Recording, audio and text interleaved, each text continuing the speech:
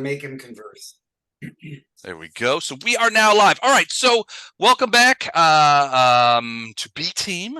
Lots going on in the city of Sequence since you guys returned from the sunken quarter as you went into the pyrometer soon and captured and brought back the rogue hydrometer Sidneth and defeated a group of Sargavans who had been detouring and porting mages into a jail and then torturing and killing them for reasons that you killed them too fast to learn. So, but a lot's going on ever since you got back.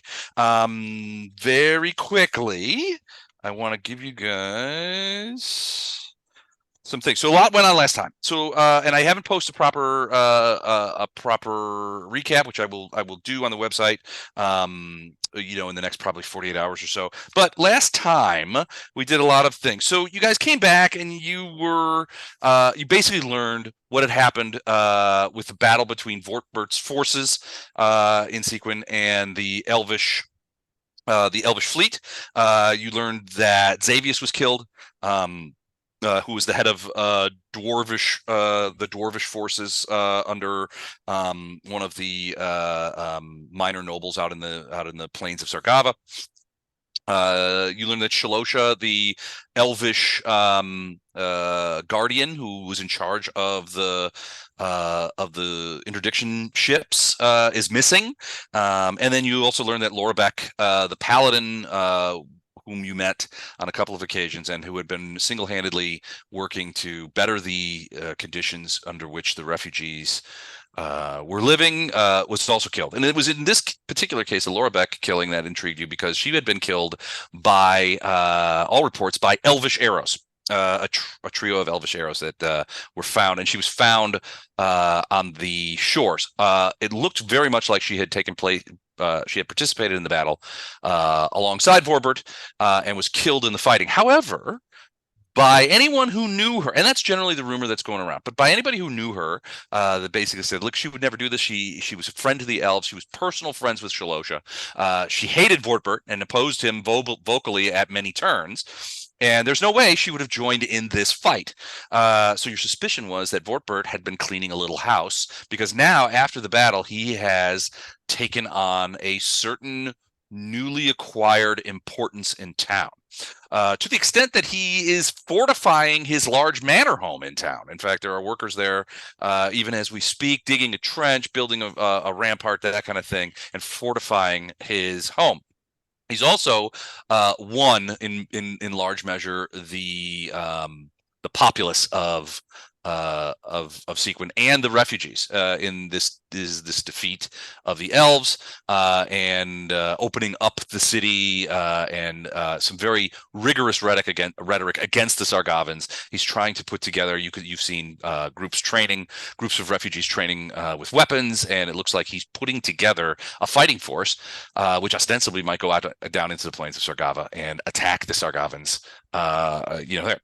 In the meantime, you guys had this conversation. We had really two conversations with Simeon during that course. And basically, you know that he sees you as being sort of his guys. He has not openly opposed Vortbert because, as the president of the Lyceum, it's not really his job, right? He's influential, but he's not political.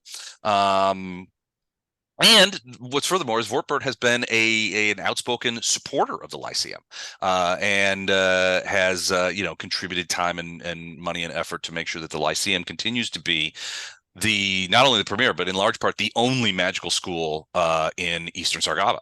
And almost every magic user that would call themselves one has either graduated from the Lyceum or has taken classes here. Vondram, for example, is a graduate of the Lyceum, and so understands for it. There's, by the way, I was wrong about the name of the lady that you guys saved in the sunken quarter. Her name is Enka, not whatever that is I put on that piece of paper. So so ignore that. But anyway, so you guys were trying to investigate a little bit more and find out about Laurabec, and you met Qema, her hunchback half ogre, second in command, who allowed you to who allowed Poe to conduct a speak with dead on her body before it was burned in the funereal ceremony typical of her people. And so you were able to ask her questions. You did question Qema about the circumstances of Laurabec's death, and frankly, he was a little bit ashamed to tell you that he didn't know much. What he knew was no one saw her depart from the camp. No one saw her at the battle, and her body was found the next day at the shore. You arrived about a day and a half, 2 days later after the battle was over. So Poe did the ritual ceremony and brought back Laurabec's spirit and asked her 3 questions. Do you know your killers? Was the first question. She said, I don't know the men who caused my death, but they were men and not elves. They had bows from the water and arrows from the boats.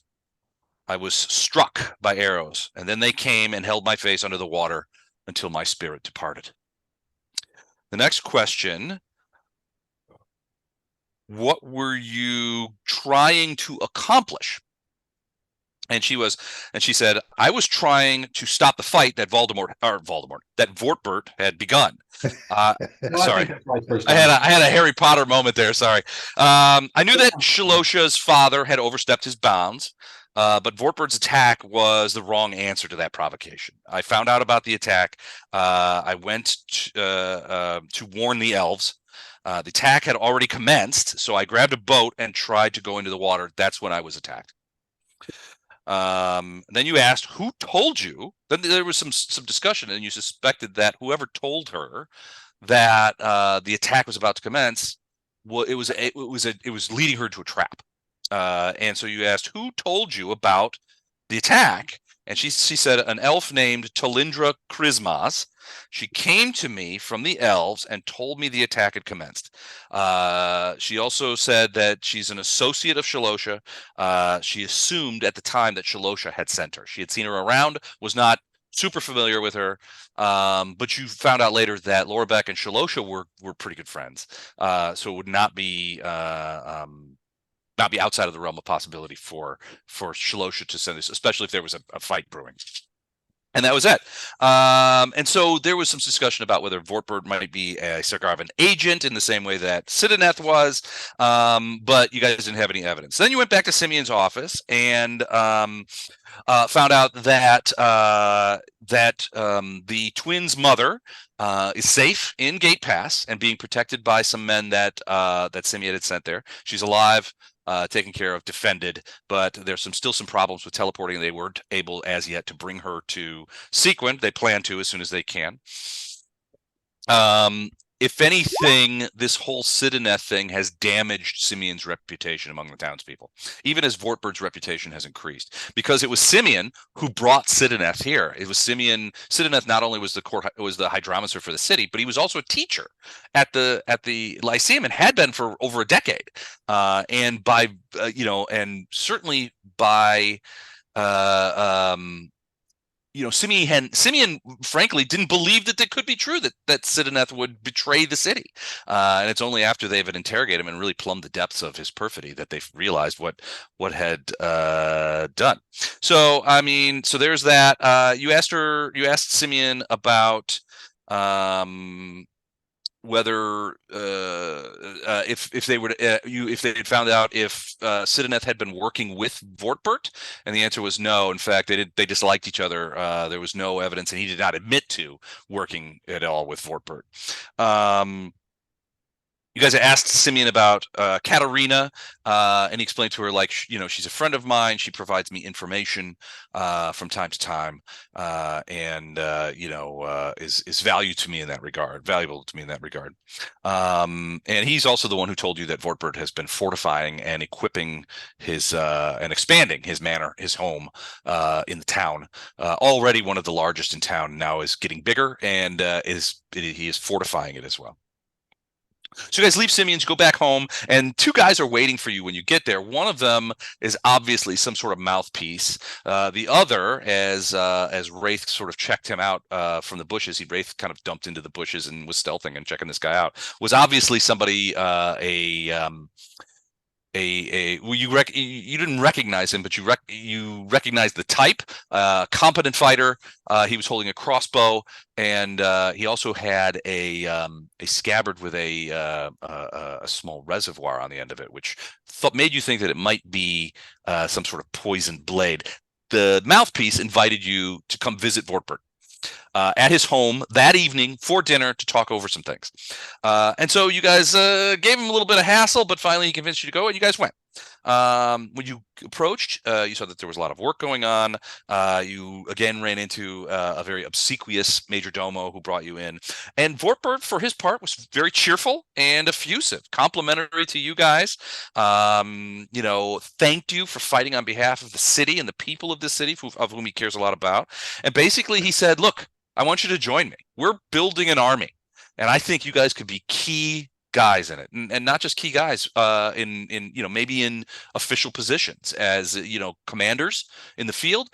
But he goes, you guys have really demonstrated a significant amount of success as a small independent unit, placed into dangerous or highly charged situations, and you guys have really excelled there. And he's like, look, I want you to work with me. I want you to work with me on this, and sort of join us in the field to go after Sargava.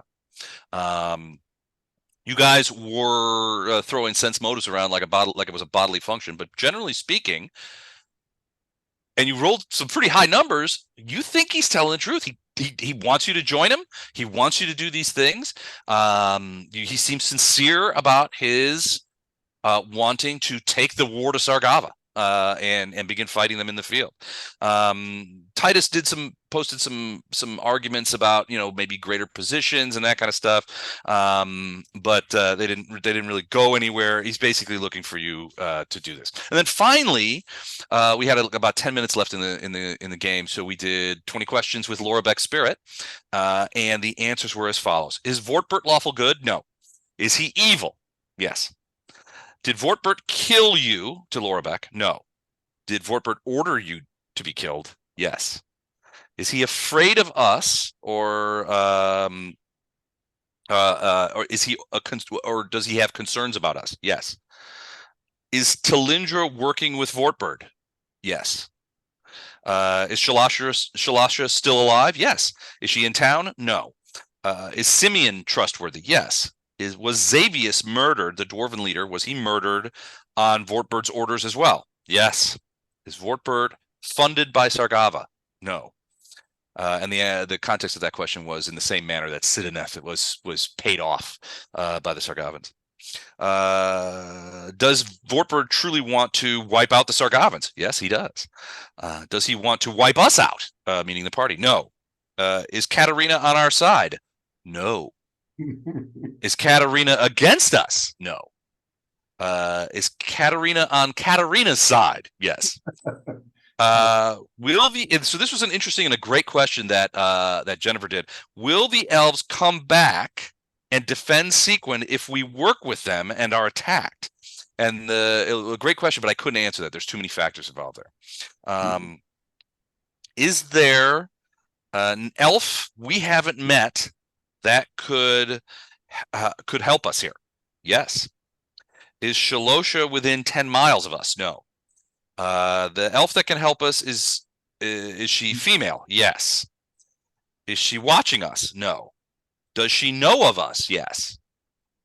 Can she contact Shalosha? Yes. Is she good? Yes. Is she lawful? No. Is she a public figure here? No. Is she a refugee? No. Is she living in town? Yes.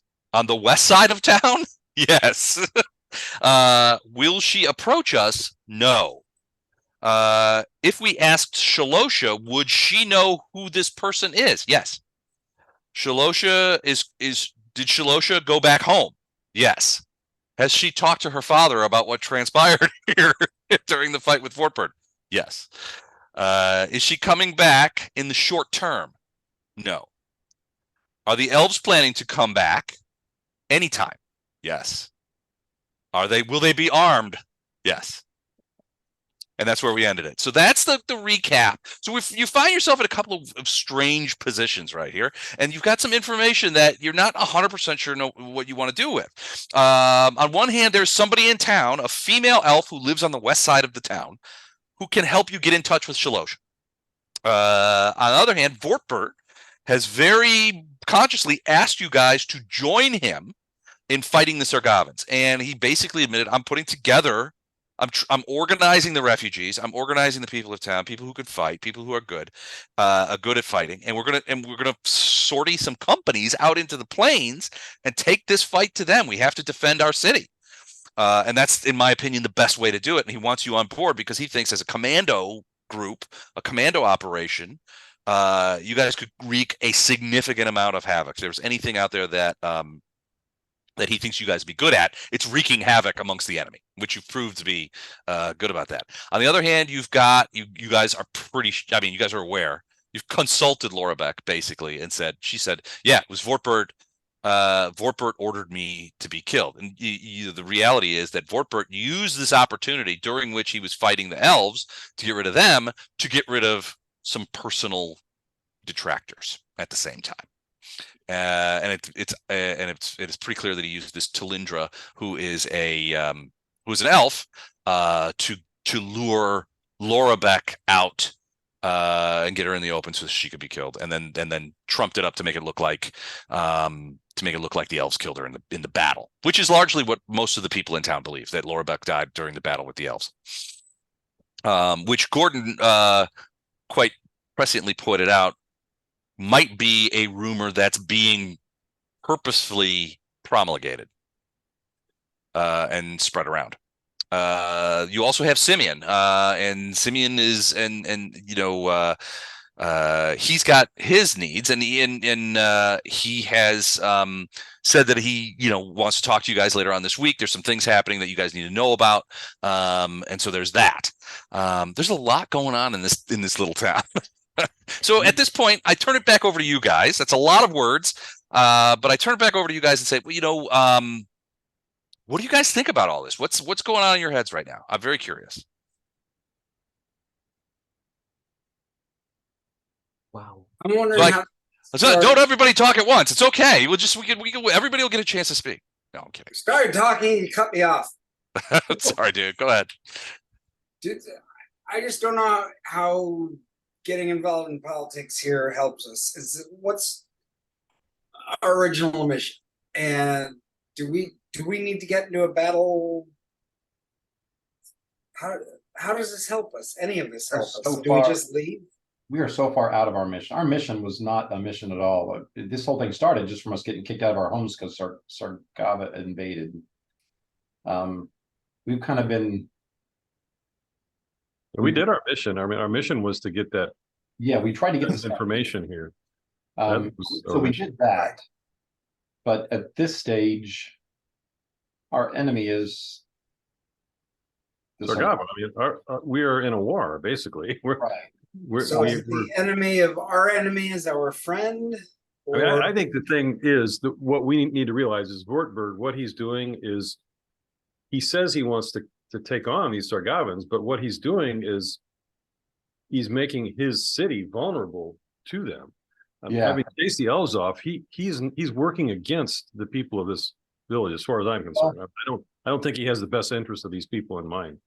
I think he kind of does, but he's more selfish than worried about them. So I think he is thinking about them, but he's doing. He doesn't realize the consequences of driving the elves off. And it benefits them second. Yeah. He's creating a dictator. I mean, he's trying to become a dictator here is what he's doing.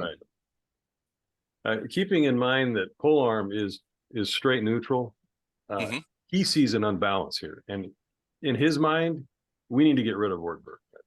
I mean, it's not it's a matter of balancing what's going on here and trying to get the elves back, because that's what's going to help us in this war with Sargava. I mean, that's his opinion. I know there's going to be other people here, the monk especially, who's not going to agree with that. But I mean, that's what he would be recommending. I'm chaotic good. I think if getting rid of Vortbert spins things in the right direction, I'm all for it. See, Arendar's 110% behind both of you guys as far as Vortbert. It's an assassin that needs to be taken out, but at the same time, being a martial character, realizes that Vortbert has already set this city back several steps by this war. If we were to do the same thing and take him out, there's going to be a lot more killing. And even though in the long run, that might be the right thing to do, in the short term, it's going to make us even weaker than he's already made us. So he's already made us take a few steps back by attacking the elves and killing that alliance. But if we don't, then he keeps working. Yeah, if we take him out right now, it's not going to be a clean assassin attempt. It's not going to have any issues. I think it's going to create some infighting, and it's going to make. But maybe we need to find this elf and try to get the elves back on the side of the same side that we're on in the war. As long as Vortbert's alive, I don't think that's going to happen. I mean, it'd be nice. Well, we can start the negotiations anyway. We can, Yeah. let Or them at least know let them know that what's we're- going on. I mean, because they don't know about Vortbert. And we're trying to fix it. We could use some allies and help. Are you talking about the elves don't know about Vortbert? Yeah, or I mean, they No, probably do. I'm sure They absolutely do. I mean, Shalosha. Yeah. So Laurabec Spirit told you that Shalosha survived the attack, and she has gone back, one assumes, to her homeland, and told her father, who's the chief of the tribes there, what happened. So she definitely. I mean, you can bet that the elves definitely are aware of Vortbert and what he's done. Was she aware that Laurabec was killed by him though? That's She what I may or may not be. Yeah, you don't know. I was Probably really talking not. about the fact that he's killing the leaders in this town except for himself and setting himself up. Like So Mike maybe said. we don't kill him. Maybe we just capture him and tie him up and put him in a bag of holding or something. For 45 minutes until the air runs out. No, I agree. I think Vortberg needs to be taken out. Just thinking a little bit more big picture and more down the road. I think that's still the best thing overall for this group, for the city, but we are going to temporarily even make it worse on us than Vortbert has already made it. Let's take him with us. You, I mean, I do don't you know want the to see political this scene here. progress? Come with us. To me, that's like saying if you take Hitler out, you go back into the war, World War II. It's like, to me, Vortberg is a horrible person. He needs to be taken out of the scene because everything he's doing is creating pathways and scenarios that we don't want in this war against Sargava. So to me, taking him out as soon as we can is going to be the best option for success and keeping this town from being taken over by Sargava. And I mean, honestly, it could be too late for that, but I don't know the political scene. I don't know who he's working with. I don't know, what he's got as far Yeah, as. it'd be nice if there was someone here that knew the political scene that we could trust and pretty much vent all these things through and say, yeah. Well, I mean, Simeon's Simeon, well yeah. aware of it. Yeah, I mean, the problem. Well, I mean, it's not a problem. Simeon is essentially, and I used this analogy last time to sort of describe Sequin from Simeon's point of view, and it's still apt. Is the idea that imagine Sequin to a certain extent as a college town, right? A relatively small college town. I think Carbondale would be a great example, or Urbana would be a great example. Where you have a large college, an important college, and Simeon is the president of that college. So you can imagine the influence like the president of U of I has over the political and economic, conditions within Champaign-Urbana. But that doesn't necessarily mean that the president of U of I is going to be a politician, Right. when from the point of that thing. So Simeon sort of holds this position in the similar. He's the president of the Lyceum. The Lyceum is incredibly important to Sequin, but it's not. But he's not political. He has a lot of influence. He's not officially a politician, so. Yeah, he's not officially a politician, and so he has a lot of influence and he does a lot of things. But and as Simeon pointed out, Vortbert has been an overt, vocal, and active supporter of the Lyceum. So Vortbert definitely is like, he likes the Lyceum being there. He's not an enemy of Simeon, or at least in Simeon's eyes. Vortbert has never been an enemy. He goes, look, I disagree with him on certain things, certainly, but a lot of people did. and do, but that doesn't necessarily make him against Sequin. And you guys did ask Laurabec's spirit whether or not Vortbert was in the pay of the Sargavans, and the answer was no. And then I think the follow-up question was, Yeah, does he want to take Sargavan out or kill him? Does Vortbert want to wipe out the Sargavans? Yes. So and you guys did all those sense motives during the dinner when he was like, "Look, I want to build an army. I want to take it to the Sargavans. I want to throw them back into the sea." And all your sense motives came back as him being truthful. And even when you sense his motive about him asking you to join with him as sort of this commando force that would go out and support and do strategic attacks against the Sargavans, he was truthful. I mean, the impression you got was he was truthful about that too. Is Sidanath, did we determine that he was working with Vortbert, or he's just with the Sargavans? You asked Simeon. So Simeon had conducted, would admit to you, he's conducted at least a couple of intensive, magically enhanced interrogations of Sidanath. And that question was posed. He said that question wasn't posed to him, but Sidanath at no time. Well, during most of those interrogations, Sidanath has essentially realized his predicament and understands that the likelihood of him ever being able to escape and go to Sargava and take up the position as court hydromancer at Desperation Bay has gone. He's not escaping. He's not getting away. So Simeon will tell you he's been very open, and according to all the magical protections that they put in, quite honest and forthright about what he did and who he did it for. And at no time did Vortbert's name ever come up. So as far as Simeon's like, the next time I talk to him, I'll ask him specifically if you want me to. But at no time did Vortbert's name ever come up during those interrogations. And he'll say, look, Sidanath was quite forthright about what he had done. It wasn't pretty because that's when Simeon was like, look, I consider this guy my close personal friend and colleague. And to hear what he told us he had done and why, just it shocked me. How full and complete and comprehensive a betrayal it was, not only of this town, but of all the people who supported him, all of his friends and colleagues here, everybody.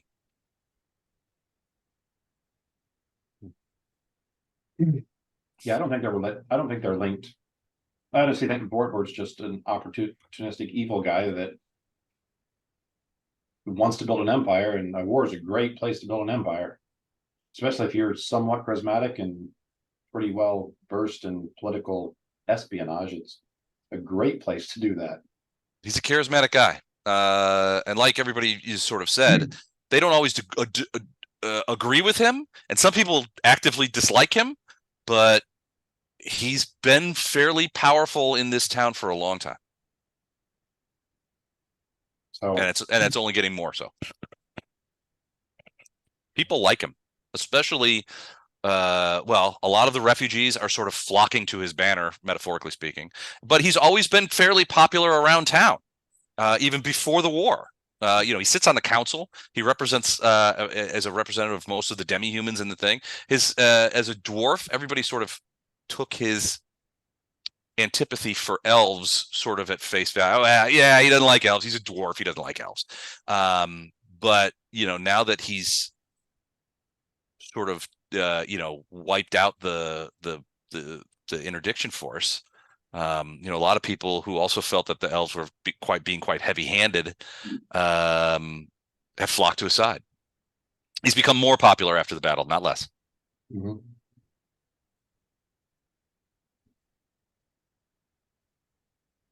So at this stage, I'm kind of at an impasse here because I think it'd be better off without him here, but that's not going to make it better in the short term, and we're not politically savvy, so that could actually turn around to be even possibly a permanent bad thing for us, to be seen as pretty much we went in and the hero of the town, we pretty much assassinated him to get him out of the way.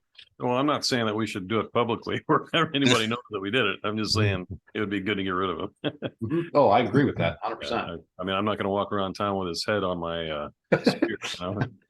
That's why we have a head. I kind of assumed that was going to be Titus's thing, to walk around with his head on a More like on a chain, like Flavor Flav. There you go.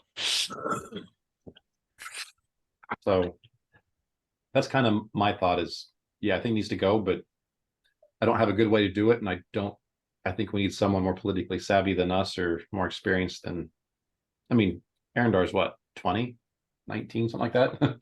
He's a punk kid. Well, I mean, to a certain extent, I mean, I think most of you are quite young. Well, 24. Yeah, I think Titus may be the oldest. How old's Titus? Vortbert had put an arrow between his Yeah, eyes. Cole's a dwarf. He's 65 too. He's older. Oh, He's okay. actually older for a starting dwarf even. He's been around. I mean, But yeah, Under him 67 too. He's not afraid to do it. He'd do it. oh, Arendar would do it and wouldn't feel bad at all about it. That's Well, never. you might not be able to hang out in. I mean, if you guys were to just up and publicly kill a Sequin council member and a popular politician, Nobody was really suggesting like Yeah. well, I have to. I'm assuming I'm taking things at face value. You guys, have murdered people before. That's kind of our thing. It's one of our things. well, we need to make sure Simeon knows what's going on anyway. Right. Yeah. I think we can probably trust in him and just kind of lay it out and see what he says or what he thinks.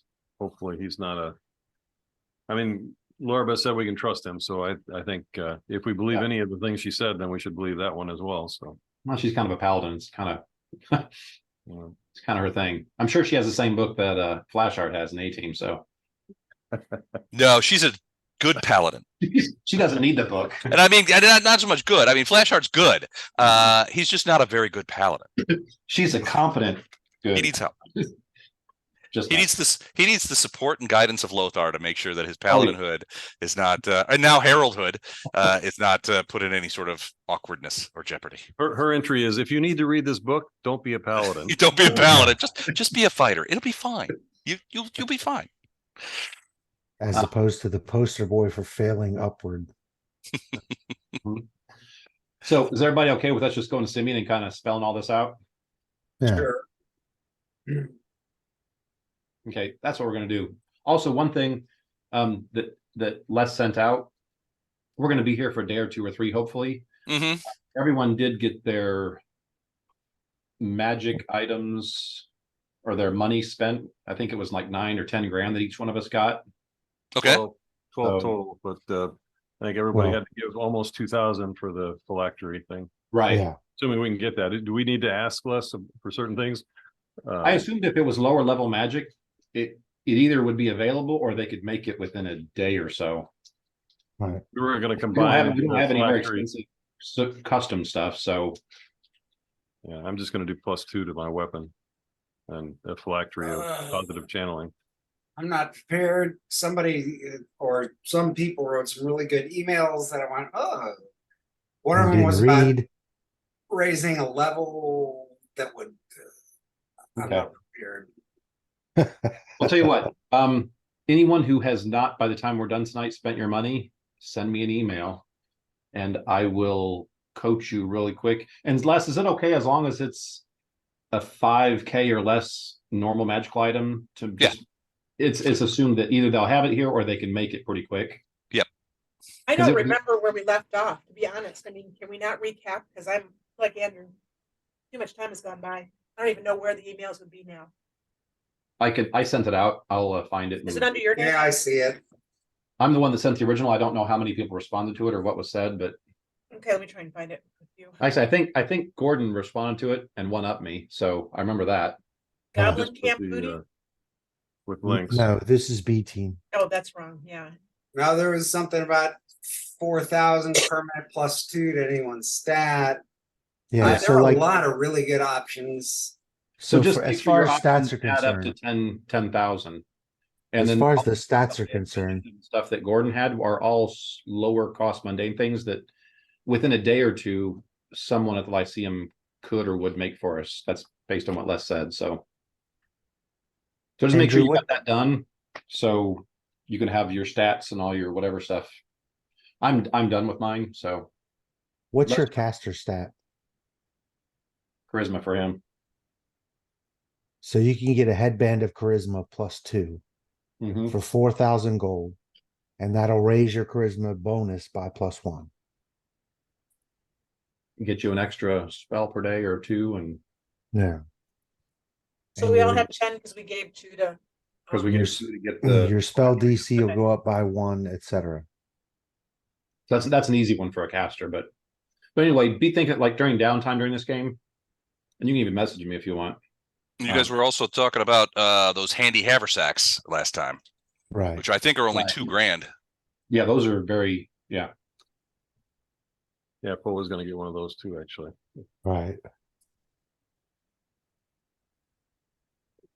But I just want to make sure it's brought up because that's something that as soon as we got back in town, we would have approached Simeon and had him start on it. So Certainly. Yeah. by the time whenever, speaking metagaming, by the time their next leg starts, that's already done. So we've got that stuff to go with us. It might be tonight. Oh no. We're gonna hide out for like 3 days and Yeah, I mean, you guys will. I mean, you take a couple of days just to relax and recover from everything. And like we talked about before, I mean, you guys are very popular around town. I mean, you guys are getting well known, relatively well known. At least in your circles. You find that it's difficult to buy a drink. People are dropping off food at your house because now you have Sidoneth's Manor, which is now your manor. In fact, one of the things that Simeon did was provide show you that he had arranged for that to be contracted to you in perpetuity. So that's now your house. And it's a reasonably sized manor home. It's not fortified in the same way that Vortbert is sort of fortifying his, and Vortbert's manor home is quite a bit larger. But this has got probably 4 or 5 bedrooms, or a large sort of kitchen, dining, storage area. There's not at least there is one large laboratory with a huge bay window that faces the east, faces the water to the east, and has a good view of the harbor. Excellent view of the harbor, actually. And there's some servants' quarters and things like that, which largely were unused. Sidoneth lived alone in the place, and did not typically entertain. So it's a lot of that area has been disused, but it's in good it's been maintained and it's in good upkeep. That kind of thing. So that's a house in town is good. Mhm. But yeah, I mean, you guys have a couple of days. You've brought to Simeon your magic item requests, and he's working on those, trying to acquire those, making sure you guys get those. But in the meantime, as you sort of like hang out in town and relax a little bit, every once in a while you go by Vortbert's, sort of walk by Vortbert's manor, and you can see that there's a lot of work, not only expansion of the body of the house itself, but defensive perimeters. Arendar, you as the, sort of a more of, I guess this would probably be more like Poe would identify. Poe's has a little bit of military background. Yeah. I mean, his father was in the military, but Okay. I don't know about. So- Like he's the Fey guy. He was in the world. Oh, that's true. the Yeah. world market. So, well, you can see that Vortbert's additions to his home include, well, when you guys went over there a couple of nights ago for dinner, you saw that they were building a great ditch and rampart all around the building. And you're reminded of the old thing is that you can't call it a castle if it doesn't have a ditch. He's also adding certain outcroppings at various corners and stuff like that. If you've looked at castle design or fortified tower design, historically what they'll do is sometimes they're shaped like stars a little bit, or they have outcroppings at the corners, and this is to ensure that no one can reach the wall without being crossfired upon. And you can see that there's some additions being put onto the corners of his home that would serve in this regard, outcroppings that would disallow people from getting too close without being able to become under fire. But largely, it's been a pleasant few days in Sequin. Bo would be looking to try to find that elf last, by the way. Yeah. To try and find out what he's doing. The female elf on the west Female side. elf. Yeah, we probably would all kind Trying of that, and Yeah. also trying to track down the elf that betrayed Laurabec. That Vortbert. Trying to track her down, see where. Talindra. Yeah. Okay. But we are everything that you heard us talking about pretty much right. In the beginning here, when you ask us what we thought, Mm-hmm. we're going to do it a lot more organized, but we're probably at one point going to go to Simeon, kind of, we kind of let him know everything that's going on. So we're going to be talking to him and saying, look, we did the raised dead. We know all this stuff. We've got questions answered. We know what he did. Right. We're looking for someone who's been here for a while that has more wisdom than us to give us some avenues, or what's a good avenue to take, or who should we talk to? Who should we, Okay. All right. Tell you what, I think these kind of things, by the way, before we go into that, real quick, just Simeon told you that if you come back later, Simeon says, I asked Sidina straight out, was he working with Vortbert, or did he know anything about Vortbert? And he's like, no. And I believe him. I believe he's telling the truth. In fact, we did some magical protections, same thing. And it's like, Vortbert, why would I work with that little pissant? But he says that he and Vortbert were not working together on anything. I would have assumed that anyway. So yeah, I believe it. All right. So what you're describing, trying to find Talindra or this other elf, feels like a skill challenge to me. So we're gonna do a quick impromptu skill challenge. So how that sound? So boom clock, but it's close. It's not a boom clock, but it's close. So you guys, all of you have done a skill challenge in the past, right? Yep. Mm-hmm. Yes. Okay. So here's the deal with the skill challenge. We're going to do, and I like 5-step skill challenges. So what we're going to do is, we're gonna write some as we go. So the rules of the skill challenge are everybody in the party has to do at least one of the skill challenges, has to participate in at least one of the skill challenges. 2 people can try to address each problem. And then they can use the skill. If you could convince me that your skill is appropriate to the problem, then you can use it. So like in this case, the first question is going to be, try to find out information about Talindra and other elves living in the west side of town.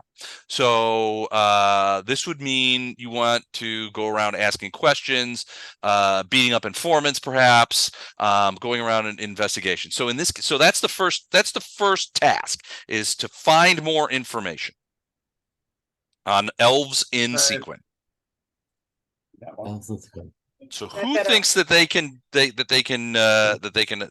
make that? And we're going to set that DC at. Bo's got a 7 in diplomacy.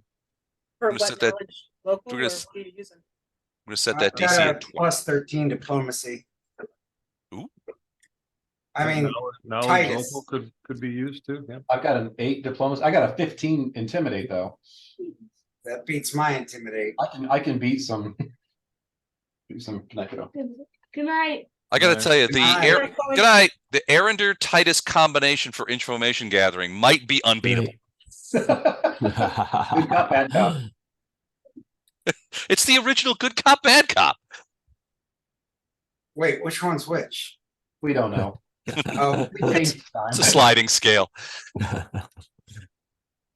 We flip a coin before we go in. All right, but remember, everybody has to do at least one. Right. So can we find out what all 5 of the checks are going to be, so we know where to put the person in? Yeah, that would be helpful. Okay, so I think find more information in the elves and Sequin is 1. So then would be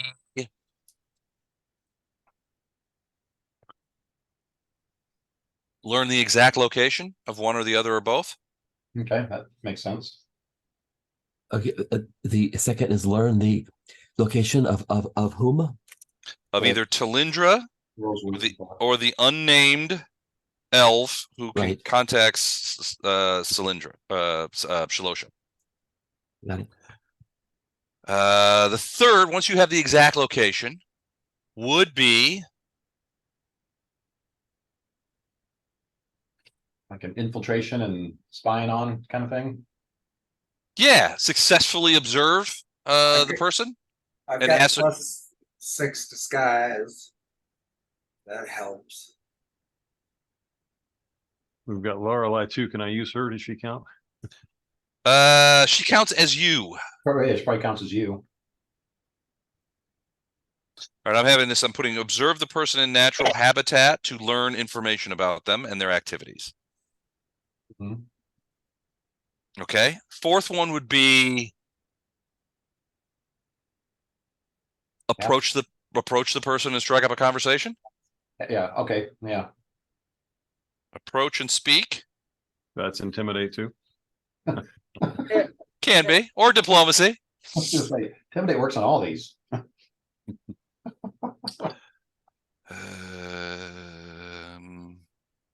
And the final one would be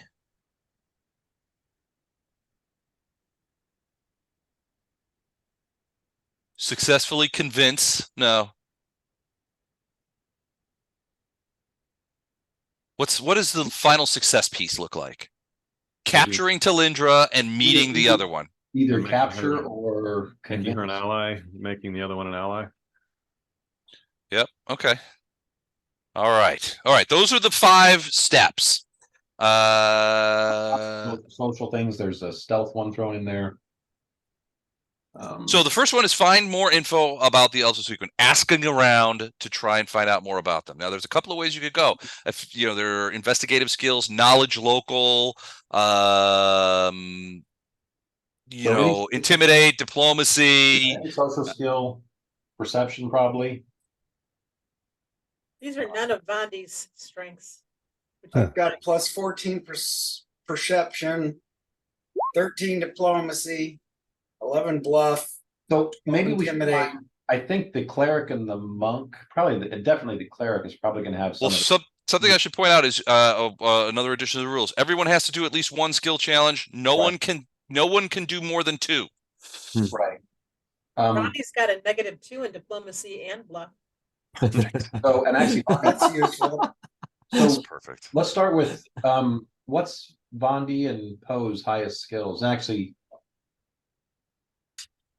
Spellcraft, craft alchemy. I okay, got those are gonna Cole's be got a tough. 7 diplomacy and he's got a 9 sense motive. But Lorelei, we can use her for the stealth stuff. She's got a 21 stealth. Wow. Nice. Um, I've got an 8 on So- knowledge. okay, so Poe can be used by using Lorelei for that. What about, oh no, what's his best skills?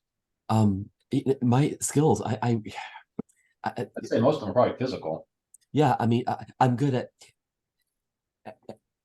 acrobatics and hitting things. I mean, Right. I do have knowledge, religion a bit, but I can swim. I can ride a horse. I'm good at animal handling, climbing, acrobatics. Well, there's only 5 and we got 6 people, so maybe Yeah. the monk should just stand back and watch. Vondi's a problem too, though, because Vondi's got nothing other than an 8 in knowledge. Well, Well, knowledge local, that's Makes a good. good point. There's 6 of us and there's only 5 things, so one of us does get to stay out. Actually, you can each of you. I mean, so for each thing, 2 people can do, and I'm assuming that since you've got 2, basically you've got 2 targets here, right? So you want Talindra, but also the unnamed elf that can contact Shalosha. So you've got 2 targets. So when I said everybody can do there's 2 tries at the apple. They're for each one. So one of them, each person has to at least be one of those 2 tries for each of these things. Right. Okay. So either if you've got a skill that helps with one of these, that's great. If you don't, so like where Bondi is, we might not have one. Yeah, I don't think so. Maybe we pair, Knowledge local she can use. maybe we pair Bondi up with someone who's gonna like totally crush a roll.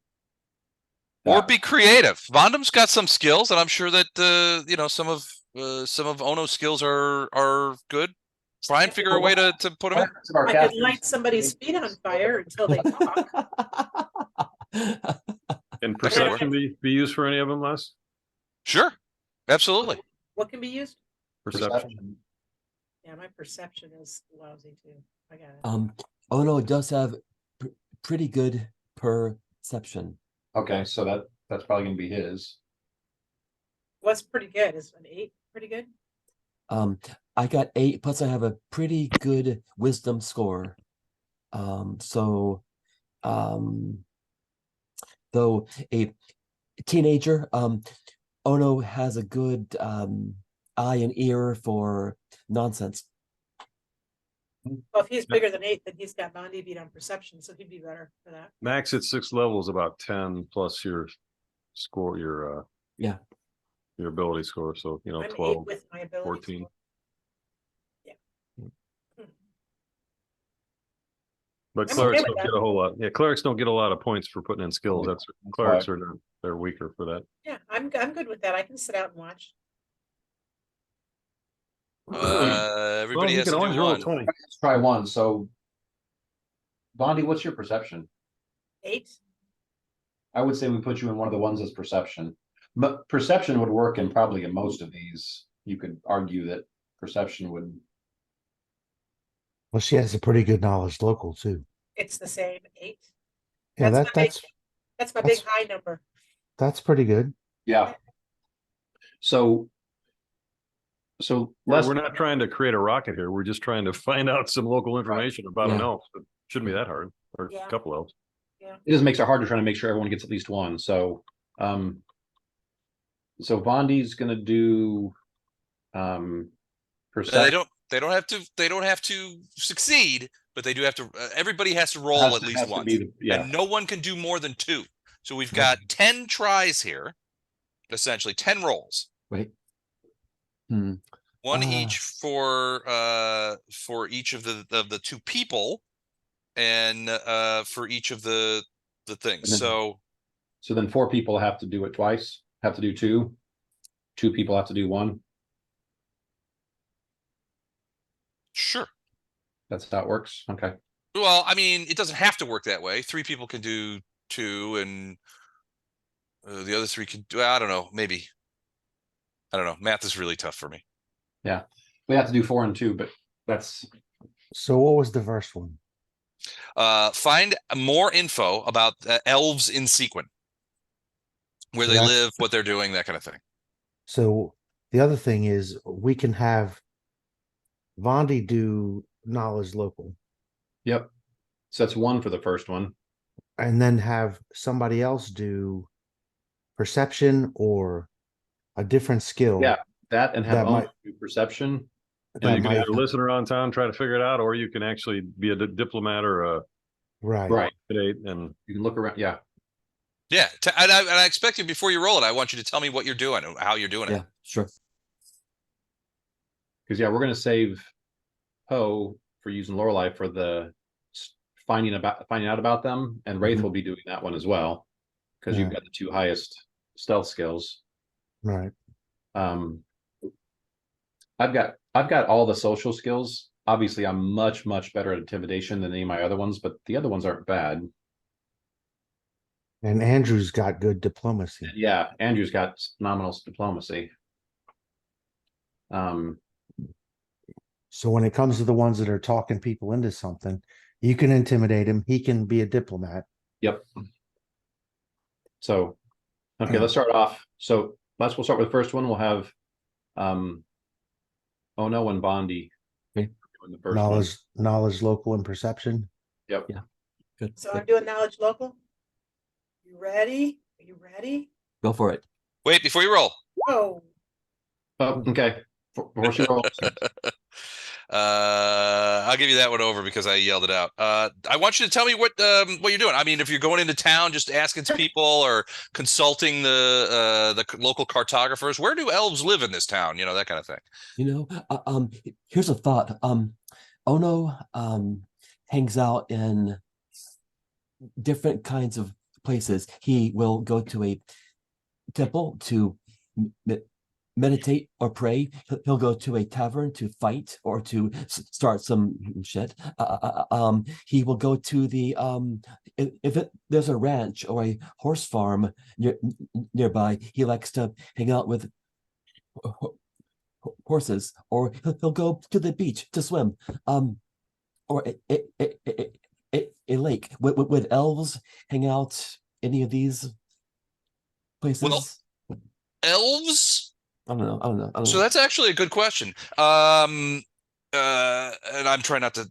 I'm not shocked by that. It's an excellent question. Actually, the horse part might be more on point than anything else. And here's the reason why: most of the elves in this region are plains elves. You ran into some when you guys were crossing the plains before you entered into the fire forest, that were basically patrolling those plains and doing that. And they were mounted. These are so the elves of this region tend to be horse focused cavalry. Okay. Is there a barn or a horse stable There are several. nearby? Okay. Maybe Vondram and I could go ask around at stables.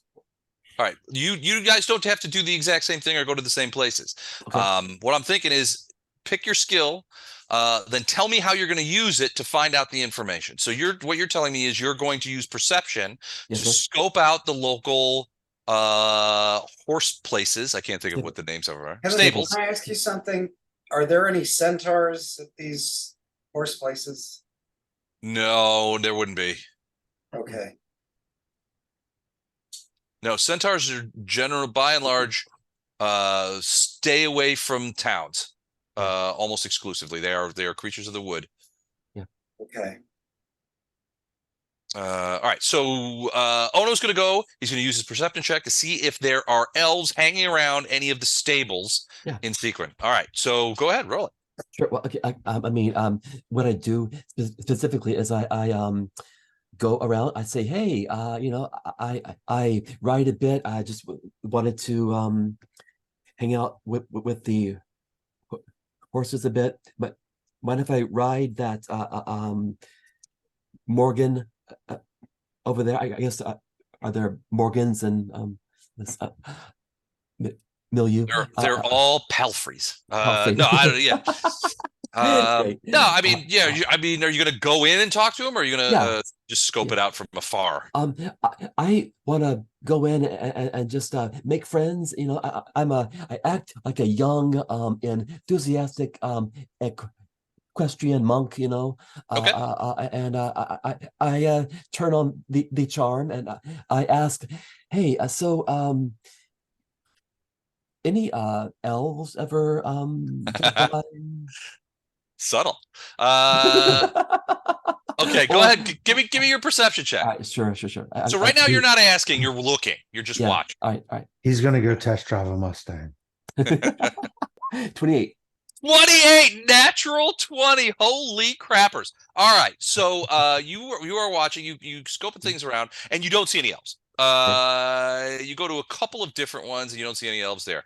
You're approaching one of the last few stables that you're like, there's no way. I've failed in my task. Nothing is going on. When you see a beautiful elf, tall, dark-haired, which is atypical for the elves of the plains, who are more a sandy-haired bunch, right. Or blonde, approach one of the stables. Okay. When she gets close, you can see that a dwarvish stable boy, you assume he's a stable, he came from outside of the stable. You're still about 50 feet, 100 feet away. Okay. Comes out to her. You see him behaving to her quite, I don't want to say obsequious isn't the word. Okay. But he's very solicitous. Okay. Comes forward, bows deeply in the dwarven tradition. You can see them talking, and he's doing a lot of vigorous nodding. You can't hear what they're saying. Mhm. And then he leads her into the stable. You continue to watch. And as you watch this stable, you see ultimately out in the back in the riding area where there's a riding area, you see her emerge from the stable and get on top of a beautiful horse, tall, well-formed horse with the saddle and the stitching you can see gleaming from where you are. It looks like it's covered in silver wire and maybe small greenish gems. And you see her sort of leap atop this horse, and she begins sort of trotting it around. Quite a successful horsewoman. You can see that she's very capable from her riding. She does this for about an hour, comes back in, brings the horse in. You can see her sort of brushing the horse. You can see the dwarf comes out and hands her a brush, and she's brushing the horse off, letting it drink, that kind of stuff. Then the dwarf, and the lady both enter into the stable, and she comes out the entrance and heads back into the city, heading west. You're in the southeast portion of the city right now. Okay, so she's going westward into the city. Okay, I'm gonna follow. Not close, but I'm gonna try to just keep you're jumping the gun on the skill check, buddy. Oh, sorry. Yeah, we're doing the skill check. All right, so successful skill check. You have spotted an elf at a stable, who is a horse rider. She seems quite incongruous. You did not see any other elves at any other of the stables that you observed. Got it. And she seems relatively wealthy and commanded the respect, if not the solicitousness, of the dwarvish stable boy. Got it. And when she left, she went she was heading west into the westernmost part of the town. Got it. Okay, cool. All right, Vondrum, you're using knowledge local. We're going to give you a do-over on that. How are you using knowledge local to figure out where elves can be found in Sequin? I gotta admit, I'm kind of stumped. I don't know that that's the appropriate skill for that. Well, I could go to bars. I could go to the Lyceum. I don't know anything about her though to ask. Like, where do elves hang? I don't know. You've spent some time here in Sequin prior to your moving to Gate Pass. Is that correct? Based on what I'm reading. I was in the Gobel. I wasn't in the Lyceum. Oh, you were at Gobble School okay, I was wrong about that. Yeah, this is not my place. Well, you've spent some time here, and you've spent some time talking with some of the other magicians and stuff like that. You might be able to use knowledge local. I don't even know what to ask. I'll be honest. I'm sitting here drawing a complete blank. Like, I'm looking for an elven chick. I don't know anything about her or other than her. You're just looking for an elven chick that has connections with the elves. Yeah. But that may have connections with the elves. Are there Every any leaders of the female elves in elven this chick. town? Is there a community of elves in the area that where do they hang out? But we know that. We know that there's a community of elves in the plains. I mean, that we Right. know. Historically, Sequin has not hosted a large community of elves, especially, and I don't think that the elves there are a few elves who live here. There are not many, but they largely wouldn't be considered themselves. I don't know that they would consider themselves a community. Mostly, it would be ones and twos. But there's got to be some things that are convenient for the elves to come into town to pick up. So I guess I could use my local knowledge to identify where I might hang out and watch for elves. We were told she lives here, though, Jennifer. They told us that this elf lives in a town and is from this area. So if there's only a few elves here, then the local knowledge would be, what are the local elves who actually are citizens here who live here? Well, I mean, so one thing to consider is that the presence of this Elvish woman who can contact Shalosha and was unknown to Laurabec despite her friendship with Shalosha, would seem to indicate that this might be an Elvish spy inside the town. Everybody's surely going to talk about that then. Well, I mean, it's not. I mean, you guys would know more about her. So imagine you're a plains elf princess. You're Shalosha, and you want to insert somebody into Sequin, but there's not a lot of elves there. So, what sort of elf would make a good spy in that situation? Well, I guess I'm going to the brothel. Okay. Or a Now, market. you're going to do knowledge local on the brothels? I suppose. All I right. was a woman in a town like this that I wanted to get some. I mean, nobody talks more than a drunken guy who thinks he's full of power and wisdom. Oh, So I guess I'll just hang out at the local brothel and figure out. I'll use my knowledge local to figure out what the best one is to do. You gonna take some extra money, or I mean, I'm just kidding. I'm just kidding. Yeah, I don't know. I might get bored. I might need to. Okay, so here we go again. 18. There are several elves at one specific brothel that have worked there since well before the since well before the attack on the Elvish ships. 3 in particular have been there before the before the Sargavan attack, before the beginning of the Sargavan War. But there are 2 others that have arrived since then. One of them was a refugee. The other just sort of everyone assumes that they were a refugee too. But has a bit of a more noble stature. And what is she doing? How is she? They're all acting in the same as prostitutes, okay. as brothel go. Well, I guess not brothel goers, brothel Providers. providers. Yeah, exactly. So I'll hang out in that brothel. Okay. And see if I can identify her. All right. Well, you could lay eyes on all 5, and you ask a few You have to ask a few pointed questions. 3 of them have been here since before the war. 2 of them have come here since the war began. And one looks to be more regal than the other, so that's the one. One has more of a regal bearing than the other. The other one, your guess was a refugee. In fact, they will tell you that she was a refugee. Is she down in the bar area at this point? I guess. So I can just ask to buy her a drink. Sure, but that would be a different skill check. Okay. So I gotta wait our turn, or how? Yep.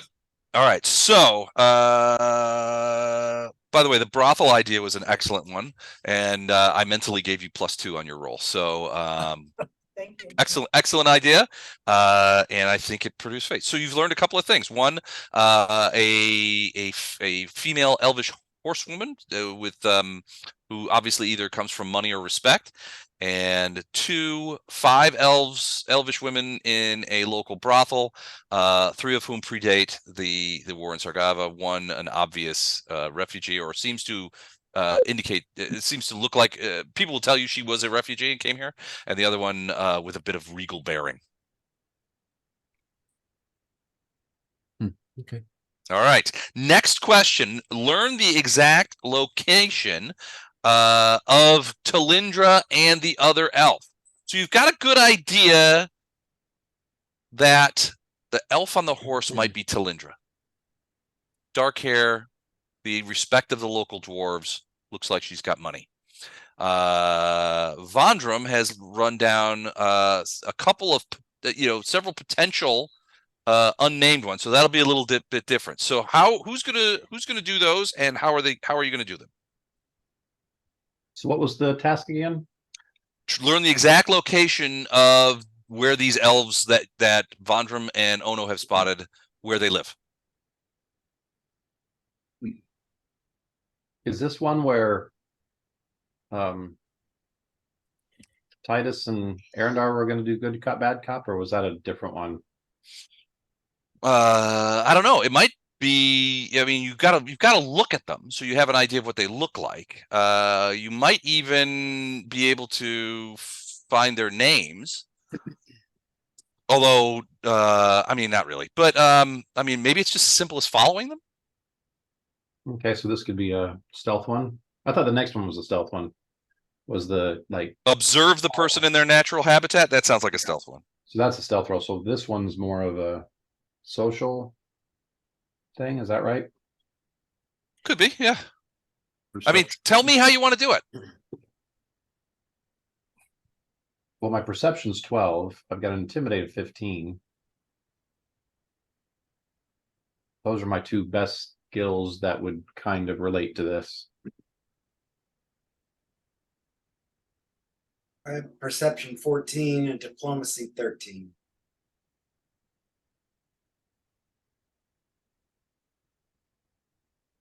And I can wear a disguise too. There you go. Well, do you want to do your diplomacy? I'll do intimidate, and we'll make this the good cop, I guess bad you're cop the bad cop. information gathering stuff. Okay. So I don't Who wants the brothel job? Me? both of us. Dibs. We're probably both going to take the brothel job. So how about we'll do the two roles, but we're going to work together on both of them. We're not going to split up and do one or the other. All right. Since we're doing good cop, bad cop, we'll be doing good cop, bad cop for both of them. So All right. so we'll just see how well we play off each other. All right. Where are you gonna go first? Brothel, duh. Okay. We fought over who was going to do that one, so finally we're like, okay, let's just do that one first. All right. How are you gonna go about this? You gonna try and intimidate the poor prostitutes, or are you gonna try and engage their services and question them later? I like that latter. All right. Yeah. But you know, I don't need prostitutes. I like them, but Hold on, I'm writing that down. I don't need prostitutes. I like them, but I don't need them. Now, if anybody right. didn't need them, Eric laughs because he knows what I'm talking about. All right, cool. All right. So the women at the brothel. Diplomacy seems pretty obvious. You sort of sidle up to them, you buy drinks, you be popular, that kind of thing. How would you envision intimidation working in that scenario? If I can't charm him, he can smack him. Oh, he wouldn't smack a girl. Not literally. It'd probably be more like empty threats. Bunch of girl smackers in this town. Yeah. Probably threats, veiled threats, that kind of thing. Okay.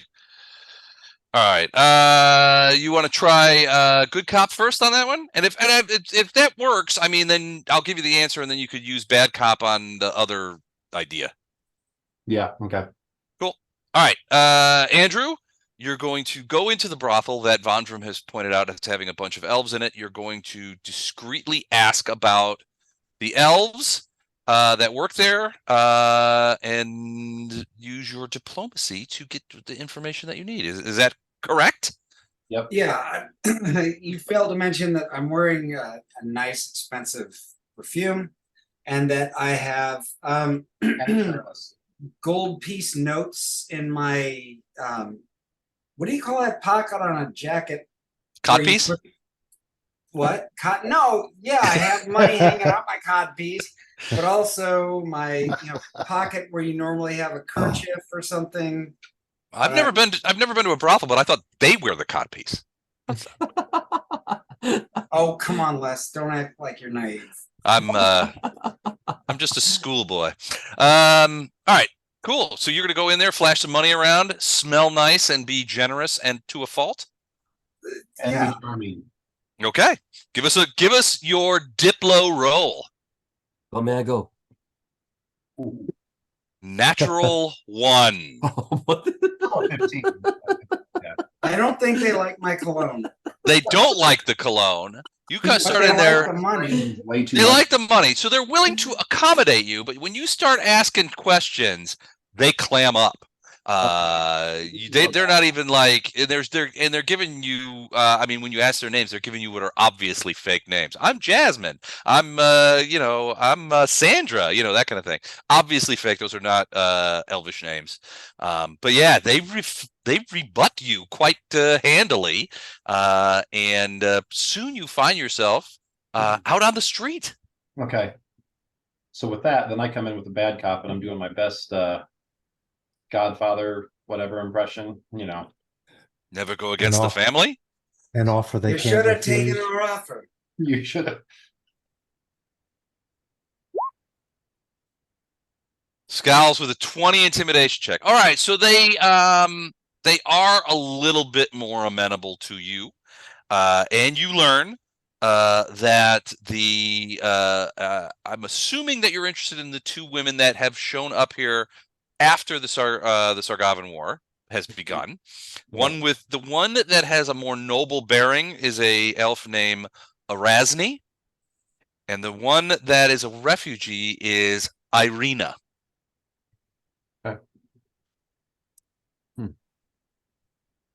All right. You find out their names. You also find out that Erasni is also a refugee, but apparently she was able to bring in able to bring some money with her, and has while she is a brothel worker, she obviously comes from substance. So that's it for the second task now. So now we're on the third task. Yeah, that's it for the second task. So you did not find anything about Talindra in that task, however. So in this case, I thought these were kind of general and we were doing both. Or do we need to do the rolls again to do the second one? no, that was you guys were splitting up. Okay. So like when they did theirs, it was Ono went to looking for Talindra, and Vondram went looking for the other elf, the unnamed elf. Okay. All right. So you guys tried to get went after first to the unnamed elf, and Andrew was rudely ejected from the brothel and told never to come back with that perfume on, but bring more notes. And you went into that brothel to find out, and you did come back with the information. Okay. Now, what you'll also know is Irina lives in the purple zone of the refugee camp. But Erasni, as far as anyone knows, has a small house on the southwest side of the city. Very small, modest, southwest. On the west side, that's all that matters. Okay.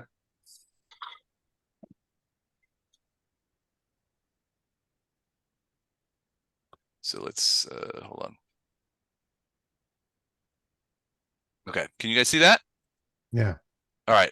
So like I said before, Irina lives in the purple zone. That's where most of the refugees live. Irina, on the other hand, has a home, and I'll let me go ahead and put this in for you. Has her home right about here. You see that circle? Yep. Yeah. Okay, that purple circle, yeah. So that's right about there is where Erasni's home is. It's quite modest, but she has it to essentially herself. All right, that's check number 2. Number 3 is observe the person in their natural habitat. If you guys want to go back and try and spot Talindra again, you guys can continue to do 2. But Andrew, you cannot. Or no, I guess Andrew, you could if you want to. But remember, you can only do 2. Two checks, no more than 2. At this point, we have Lorelei and Wraith. Okay. That are going to try to tail these people. So Okay. we've got one going back to the purple zone, which doesn't seem to be within the range of what we're looking for. But it could be that she still has connections with Talindra. So I think one of us needs to tail each of the prostitutes when they go home and see who they interact with. Okay. Does that make sense, Gordon? Sure. So you've got a stealth roll for Lorelei. I've got one for me. And at that point, we can basically trail those people back and see who they interact with within their various locations. The purple All right. one, that's the area where you guys are from too, right? Or where you Well, that's the refugee section that includes the people from where we're from. yeah. Correct. So I'll do the house one. You can do the purple section then. Okay. All right. Okay. And Wraith. All right, who's gonna go first? Go ahead, Lorelei. Oh, holy crap. 41, another nat 20. Wow. Jeez Louise, it's Great. feast or famine with you guys. We've got 2 nat 20s and 1 nat 1. We've rolled 4 dice. All right, so nat 20. So Lorelei has no problem following this woman. As she leaves the brothel, you could see that she tends to downplay her appearance. She wears a thick cloak with a hood to cover her appearance. As she walks head down, does not interact with people as she moves through the streets of town. She arrives at her house, which is quite small. I mean, it's probably no larger than 12 by 15. It is a separate building. You can see that and there are shutters on on the 2 windows, and she enters the building. You cannot. Lorelei stays and watches and does not see anybody else come out. Although at one point, quite early, the shutters open, and the woman who now has taken off her cloak and seems much more natural, I guess, for lack of a better term. She does not seem as haughty or noble as she seemed to be in the brothel. She opens up the thing, she puts a plant out there, and you can hear there's a moment where you can hear her whistling, sort of a little tune in there. Lorelei also smells the smell of vegetables cooking, perhaps some sort of broth or something like that. I'm assuming that Lorelei, being small, is going to fly over by that window and look in. And when she does, with her nat 20, she sees a small but quite well kept home. There is a small bed in the corner made up. There is a chair and table, various kind of accoutrements, a selection of books in a small shelf, sort of in there, and one book open on the table. There is some candles and stuff like that, but it is all quite modest. The woman is near her fireplace, whistling and cooking something in a cauldron. She seems quite different from the woman that Lorelei and Vondram observed in the brothel, who had this sort of ice princess of the north kind of look about her. This woman does not seem to be like that. There's no sense of that off-putting nobility or forbearing sort of haughtiness that she seemed to evince at the brothel. Hmm.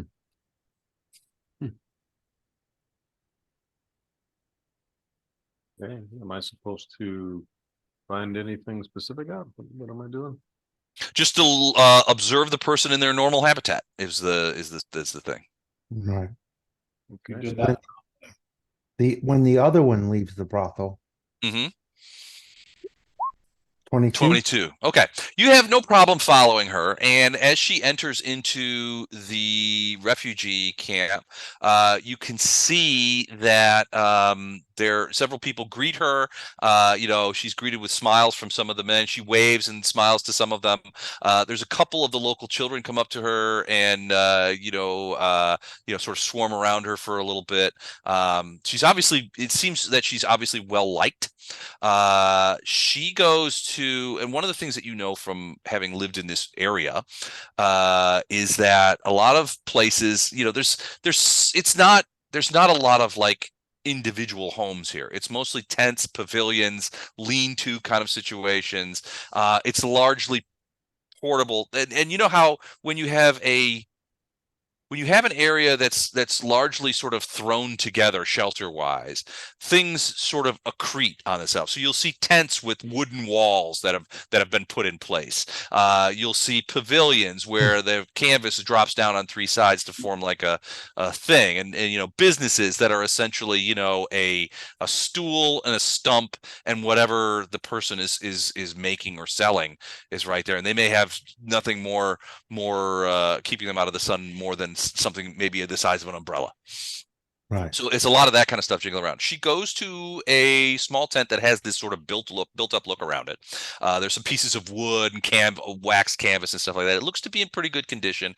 When she pulls back the flap of that particular thing, you can see that there are a couple of other women in there, and some kids kind of kicking around, and she goes in and closes the flap. You approach closer via stealth and sort of listen, and you can hear the sound of women's voices talking in common, and they're talking about preparing dinner. They're talking about, somebody at one point says, "Irina, how was your day?" And she's like, "Oh, the same," and she's speaking in common, not in Elvish. They weren't, as far as you could tell, they weren't Elvish women in there. It was human women. But the conversation seems quite mundane.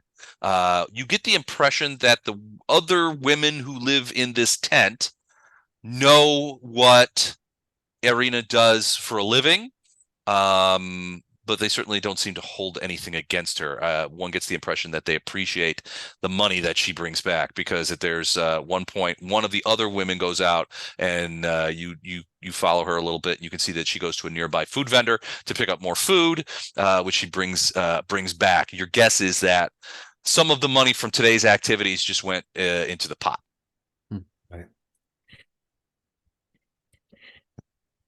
But it doesn't look like there's any men living there. Okay.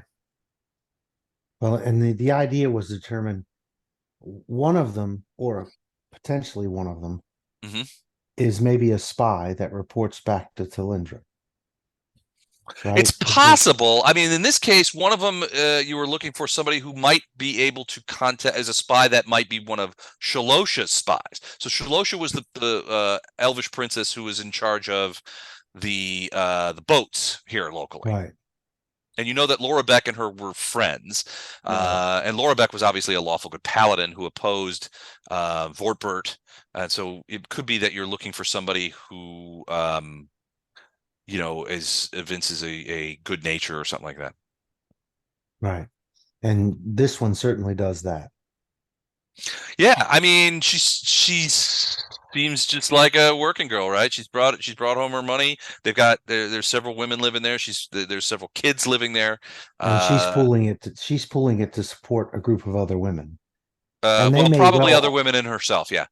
Yeah, they may well all be adding something to it, but she's doing a pretty ugly job to do it. And everybody seemed to like her. Yeah, And she was greeted on several occasions as she walked through the thing. Certainly she was greeted by some men. So it seems clear that at least some of the men in the camp know what she does for a living and may have availed themselves of her services at one point or another. Yeah. But certainly you didn't get the impression that anybody was angry with her or wanted to attack her or anything like that. She moved pretty freely through the camp. She spoke to several people, albeit in passing. Then she went to what is obviously her abode. And your guess is, at least based on the conversation, is that she provided some money to one of the other women who ran out and got some more food. And they're busy cooking right now, cooking their dinners. Okay. Well, I think at that point, that's the end of that skill challenge. So we got Correct. what we got from it. Correct. The next skill challenge would be to approach and speak to them. Now, keep in mind that your Talindra suspect is in the wind. You don't know where she went. You don't know where she is. So if you want to revert back to that, you can, but you've got 3 elves and 2 skill checks. So you've got a problem. Yeah. You got to decide. So I'm going to make a mental note of where this is, where her Okay. tent is, and probably come back and help them later. But I am not repeat not the person to have speak with anybody. So her tent is like in this area right here. I'm going to put another circle there. Okay, thanks. Because yeah, I'm not the one for diplomacy, bluff, You never know. You can always roll a 20. just friendliness. I'm not that guy. Use your physical prowess. Who needs words? Yeah, I don't think me doing Magic Mike to a professional is really going to impress her. Show her your arrow. She's going to like, Jesus, get away from me. I'm off work. You're tall, dark, and handsome. Pretend to be Arendar. The No. old bait and switch. Mm. All right. So at this point, everyone has done at least one check. So as we go into the approach and speak with them, and then the final one, which is either capture or make an ally out of somebody, it's an open season. Well, we have to speak with them first, right? Or is it that's one skill check? Approach and speak with them effectively. Yeah. Right. Approach them and Okay. speak with them. So the make an ally or capture is that part of the same or? That's the next skill check. So make an ally or capture is a different thing. Approaching and speak to them is more along the lines of convincing them to talk and that you're not a threat. Getting approached by random people in town is probably in the refugee camp is probably not great. So you have to approach and somehow get them to speak to you. That's what this is. Okay, well, on par with that or sort of in line with that, at the end of my skill challenge, do I know if it's sort of meta, I guess, but is Arendar going to try the next thing? Oh, wait, you're only doing intimidate. No, you're only doing intimidate. Hey, that doesn't, talk to me. Or I'll that kill doesn't you. work. That doesn't work for this. All right, I'll just obviously leave the area and make that mental note. Okay. What's your diplomacy, Mike? You got a pretty good diplomacy too, don't you? My His diplomacy is to hack people in the head with a falcata. no, my diplomacy's an 8, my bluff is a 10, and my intimidate's a 15. Yeah, So 8's good. because I could try like the twin trick and silently like give her money to help her out and then leave. Then you go back and try to do diplomacy. And she thinks it's the same person. She thinks it's the same person. Your diplomacy, however, is not the highest that we have in the party. Oh. So if we were to try someone to do diplomacy, it would be someone else. Titus is our best diplomat. Well, yeah, because he's the prettiest man we've ever seen. Yes. But then he did roll. But he did roll a 1 But in the brothel. He It did. was the So either cologne. he's second tonight or he's due, and he's going to roll really well. Yeah.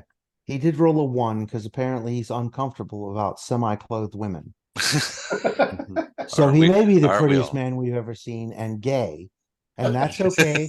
There's nothing wrong with Maybe that. Arendar okay. had been practicing his intimidate. There's nothing Or wrong reach with him that. out. You know, he might be a little light in the loafers. We thought All he was right, a bard. Chuck. Like in loafers. We thought he was a bard. My loafers are made out of lead. So the next one is the Approaching them effectively and beginning and speaking with them, trying to disarm them essentially. Not disarm, but like right. approach them in a way that doesn't cause them to panic and run away. I've looked at the Arendar. intimidate thing, and the intimidate thing. I mean, we kind of always default to you're yelling at someone and trying to scare them to death. But intimidate can be keeping a very calm voice and just keeping an air of threat to what you're saying. So it doesn't have to be this mean, over the top, I'm gonna, beat you down until you tell me what it is. Something like that's a very nice hovel you have there. It'd be shame if something happened to it, kind of thing. Right. Something like that. I mean, like I said, it can be threats as well. I mean, obviously it's not the best way to go about doing it, but it doesn't have to be this, loud berating kind of, yelling at someone. It can literally just be, And it seems that ultimately, if we can get away with it, the avail. better thing would be to get them as an ally. Right. So intimidate wouldn't be the greatest option if you want Right. them to be as an ally. Right, It for can that. work temporarily as an ally. And it seems if we're after this Telindria person, is she the one that's a bad person? Well, yeah. So I mean, when you guys spoke with Laurabec, she basically said somebody came and told me that the battle was on, which prompted me to go down to the Water. the boat basement, go down to the water, and try and put a stop to it. She said I jumped in a boat. I was headed out into the battle when I was attacked by archers, essentially, and Ambush. she obviously she got hit by several arrows, but it sounded like the arrows didn't kill her, because what she said was then the men who drowned her. shot me came and held my face under the water until I died, and that's how my spirit left. So I mean, which makes a certain kind of sense. You know, a So couple of arrows might not kill her unless they were shot by wraith, but So in this case, Shalosh is the one who was friends with her, right. but also probably knows where this other elven woman is. Well, Talindra, Laurabec said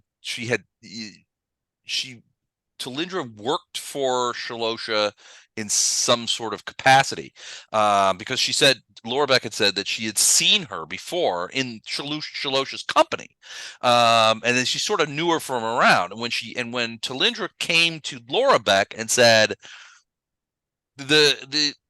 look, the Vortbert's battle has commenced, you know, you got to do something. Laurabec interpreted Talindra as being the voice of Shalosha in this case. Right, but we know that she works for Voldemort, so that wasn't the case. Yeah, apparently, yeah. So Laurabec's spirit later during 20 questions said, let me get it exactly. That's pretty much what it was. Yeah, Now, Yeah. that one, I Talindra's have no evil. problem using Intimidate on. Is 'cause Talindra working with how I was going to say it? Yeah, it's Vortbert. Voldemort. It's Voldemort. Yes, he was working with her. Now he might not be. So the question was, is Talindra working with Vortbert? And the answer was yes. Now that working with could encompass a variety of things. If the person at the stable was indeed Talindra, as Ono suggests, certainly a lot of other people, well, most people are not making the connection between Talindra and Shalosha, because the bulk of the people in town right now are sort of believe that Vortbert did the right thing by ejecting the elves, and he's grown more popular because of the successful because he successfully defeated them.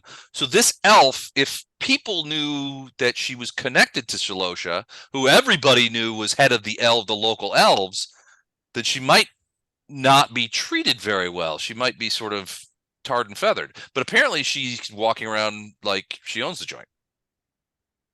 So either the word's going out that she's under Vortbert's protection, or the bulk of people don't know that Talindra and Shalosha worked together. Now Laurabec knew, but Laurabec told you that because she'd seen her Talindra in Shalosha's company. right. Like in a sense, the intimation was that Talindra like worked in some capacity with or for Shalosha. Okay. Right. So to speed this along, I'm totally okay with using the Intimidate on the chick that we think betrayed Laurabec, yeah. but I don't think it's a good idea to use it on the chick that could possibly help us. Right. So So- at this point, we've got the two people that work at the brothel. One is in a sort of community tent with other human women and children, and the other is in a home by herself.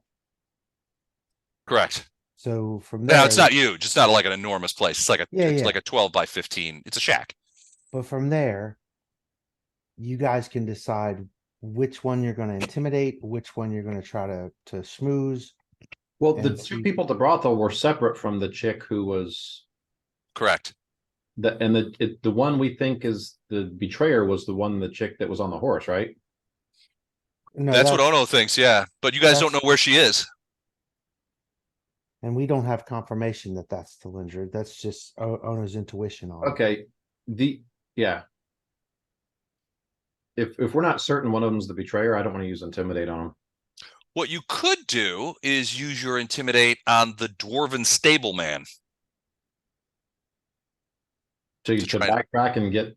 to try and find out what you can about the Oh, yeah. Elvish rider. Oh yeah, I'm Yeah. all for doing that. He obviously knows who she is. Yeah. Yeah, Ono would say, look, he was quite solicitous to her, and by that he mean it was obvious that she was an important customer. You know, she had a beautiful horse with some very fine accoutrements. Ono could see the silver and glistening jewels on the saddle from where he was standing 100 feet away, glistening in the sun. So, you know, obviously of some means. Okay. And as Ono described her, you realize that she doesn't share the physical capabilities, the physical features that you would normally expect to see of a plains elf. Right. Dark hair, darker skin. You know, maybe this is a Mwangi elf. Okay. Like I said, I'm okay with using the intimidate on him, but someone else is going to do something else on one of the other two girls.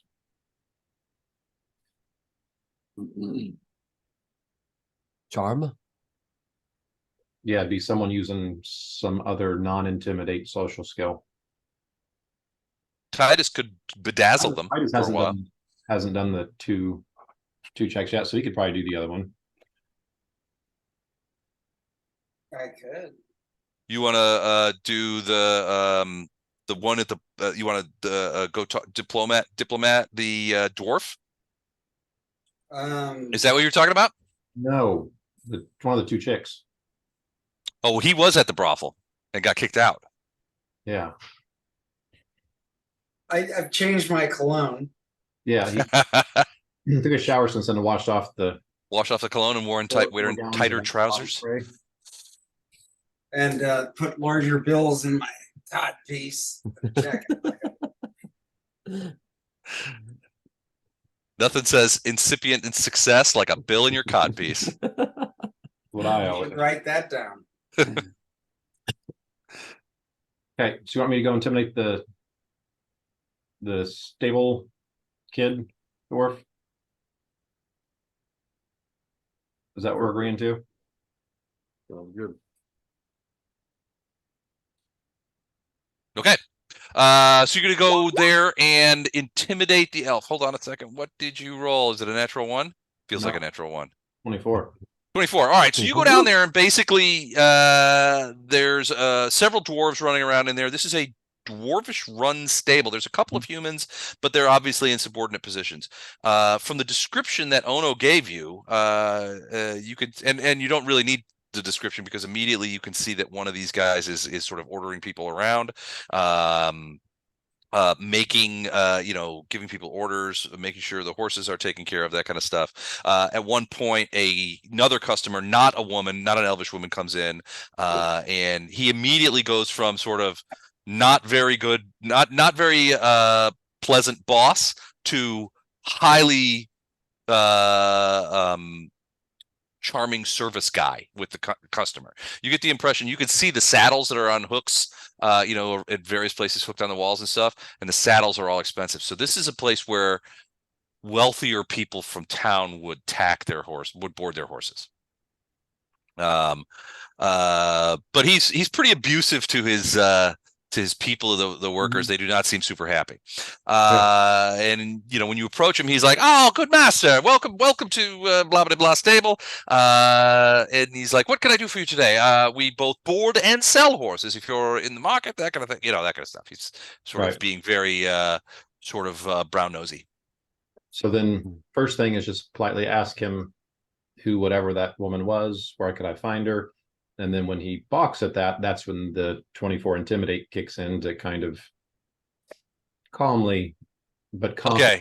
him. So at first he's like, "Well, we really I really can't discuss the affairs of my clients, obviously, you know, but you also, you know, once you become a client of our stable, you would enjoy the same sorts of discretion. Obviously, I can't talk about it. And you're like, this is a fine barn. You'd hate to see it burn down with you in it, you know, that kind of thing. And Right up in it. And then so he obviously gets a little frightened, and there's a couple of other dwarves are sort of like side-eyeing from the thing, and you could tell that they're sort of enjoying this a little bit because he's kind of a dick to them, and it's kind of nice to see. Whenever you see a dickish boss get, when dick? somebody is a dick to them, it's always entertaining for the people who are used to it. So finally, yeah, you give him a little threat. The 24 is enough, and he basically says, "Well, you mean the Lady Safiel?" Well, obviously. The Lady Safiel. She comes here perhaps once or twice a week to ride her mare. I don't know what else I could tell you about her. Because you know where Other than she's quite important and an excellent customer. and she lives here in town. Where does she live? Whereabouts does she live? She has a manor home on the northwest side of town, approximately in this area right here, where I'm about to put a green circle. The green circle. All right. I'm not going to stay around long. I'm pretty much there to get my information. Then I just up and leave. Okay, so basically, he says that he thinks that she lives in that area of town. And he'll give you like an address too. I mean, basically, this is the address of her house. She's quite wealthy. Lives in a small manor of her own, and has been a good customer. He refers to her as the Lady Safiel. Okay. All right, I'll take that information back to the group. All right. That's not Talindra then, huh? Or is it? It's the person that it's definitely when Arendar asks, about the specific person, he describes exactly the person that Ono saw. So this guy says that her name is Lady Safiel.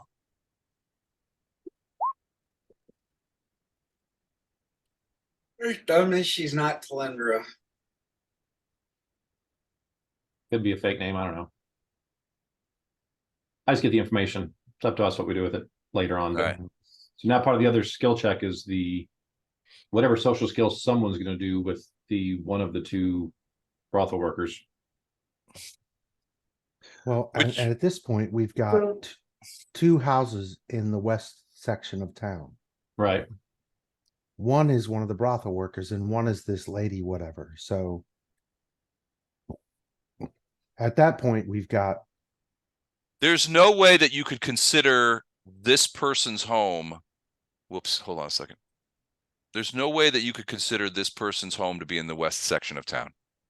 Okay. Right. And if you go back during 20 questions, the question was, Right. is she watching us? No. Does she know of us? Yes. Can she contact Shalosha? Yes. Is she good? Yes. Lawful? No. Public figure? No. Refugee? No. Live in town? Yes. West side? Yes. So that does narrow down to those two. So it's one of those two people.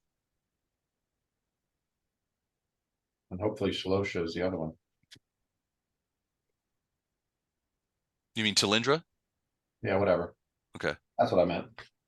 This is what I mean, not what I say. Ah, gotcha. It's the mark of an excellent DM. You should So mark that down. it seems like the last skill check should be these two people. Yeah. Because they live in the right section of town, sort of. Or either convincing or capturing. Right.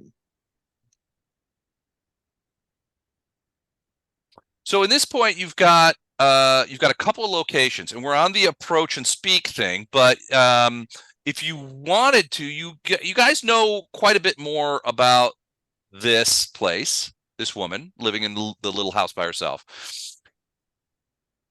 Somebody could use this skill check to approach this manor home and check it out and see if there's any information you can get before you just sort of bust in and try it. Because if you guys suspect that this Lady Safiel is indeed Talindra, then it's a commando attack to try and capture her.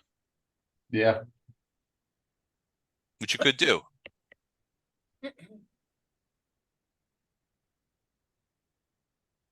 Capture her and keep her alive. That's the trick. Yeah.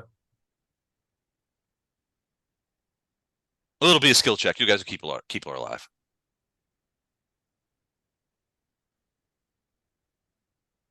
I won't force you to go through a battle for that. It would be along the lines of you guys accost her on the street and basically pop a bag over her head or that kind of thing, and it would be a skill check. Or catch her at home at night. Catch her at home at night. Well, she is a small manor house. You guys haven't observed that manor house, so you don't know if she's in there right now, if there's guards, that kind of thing. Okay. And you do know that most of the manor homes, especially those of the fairly wealthy here, do have guards. Especially now, it maybe before pre-war, before Sequin became a hub for refugee activity, these people may not have been able to afford guards or anything like that. But with all the refugees flowing in and all of them sort of looking for work, it's been relatively easy for townies of relatively modest means to hire servants, to hire guards, that kind of thing. Hey, in some cases for some of these refugees, room and board might be enough, and a couple of coppers at the end of the day to sort of, if they want to go carousing on Friday night, that kind of thing, could be enough. A lot of these people showed up in Sequin with nothing, and food in their bellies and wood for the fire. In some cases, is enough for today. That's all right. We've got Wraith. All right. So what do you want to? So you still have the approach and speak. You can use that at either one here. How do you want to do that? You've got a choice. Well, we've had everyone do one to this point. Right. So it's a free shot. Now, in this case, however, you are disqualified because you've done 2. Right. So you're out. You can't do any more. So I'll let you guys. Who else has diplomacy? I've got a 7. Is the best I've got. I Yeah, don't. approach and speak is not my forte. I've got good diplomacy. Yeah, you've done two already though, so you're out. No, Titus has not. He's only done 1 so far. Oh. And he's failed it.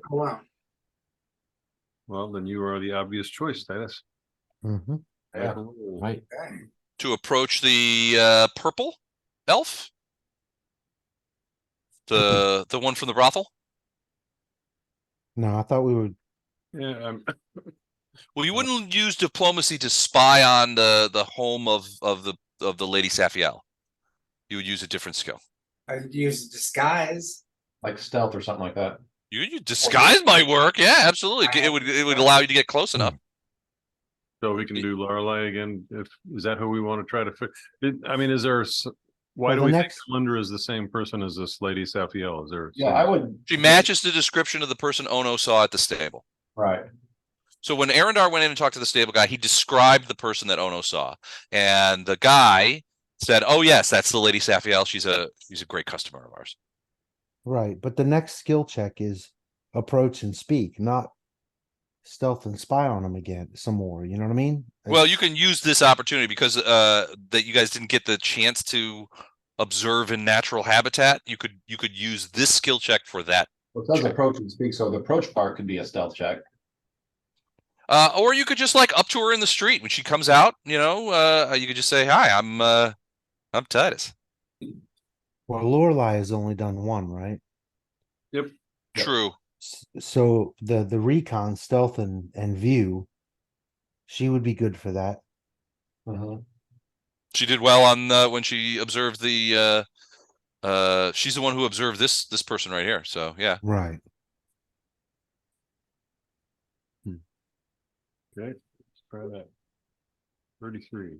33. Yeah, that's pretty good. So yeah, she's able to fly very close to this manor house. It's the dwarf's description was accurate. It's a small manor. It's not large.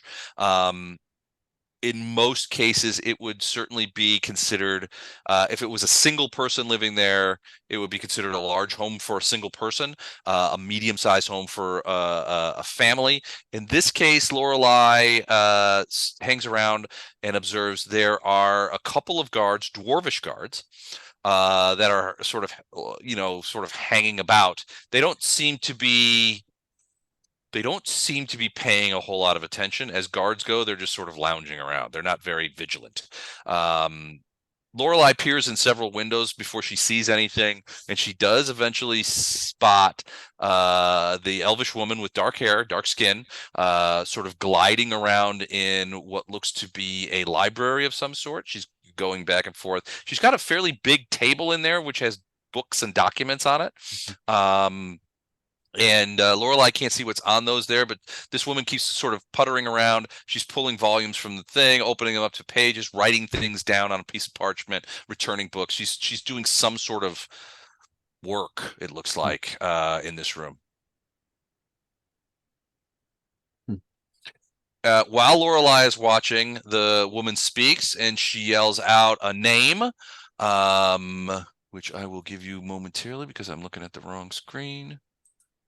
Amelia, she yells out in this very sort of cultured voice. Amelia, come, my wine. And almost seconds later, a small human girl, probably 14 or 15, skinny but dressed in decent clothing, comes in. Her hair is tied up in the back, and she has a tray, and the tray is sort of jiggling a little bit because it's a bit heavy, and she places it on the table where the Lady Saphiel sort of points. She's down, and there's a bottle of wine on it and a glass. When she sets it down, she pulls the cork on the wine, pours about half a glass of wine, and then sets the bottle back on the thing, and she says, "Will there be anything else, lady?" And Lady Saphiel says, "No, I'm good. If I need anything, I'll call you. Thank you, Amelia." Did we learn this lady's name? According to the dwarf at the barn who talked to Arendar, who Arendar threatened, her name is Lady Saphiel. Saphiel, and it's spelled Safel. Saphe. I'm sorry, Saphielle. Saphiela. Got it. Okay, got it. Okay, thank you. Beyond that, Lorelei's going to try to see where the servant goes, Les. okay, it's relatively easy to follow. There are a fair amount of windows in this building, and so Lorelei is able to flitter here and there and sort of watch it. She goes down into the first floor, into a kitchen area. You see her put some additional wood on a fire that's within a stove. It looks like that she might be, considering the time of day, it looks like she might be preparing to a cook stove. She's also, you could also see her, she's dealing with, there's a parcel that she opens. It's sitting on a big sort of butcher block board in a kitchen. She opens that up, and there are a variety of what look to be fresh vegetables and things of that nature. And she begins to put those away and process those. It looks like she is beginning to make some dinner. There's also a very small chicken-like bird, a carcass of a chicken-like bird. It might be a quail or some sort of game hen that's in there as well. And she begins preparing that in a big roaster pan, which she's going to, it's probably likely she's going to put in that oven in the fire. So she's doing some preliminary, it looks like she's doing some preliminary preparation for making somebody's dinner. Can Lorelei tell by looking at the dwarven guards if any of them are wearing similar attire or what have you to the ones that we've already seen work for Vortbert? Sure. Or if they look like they're sort of Vortberg's people. Okay. Give me a Lorelei perception check real quick.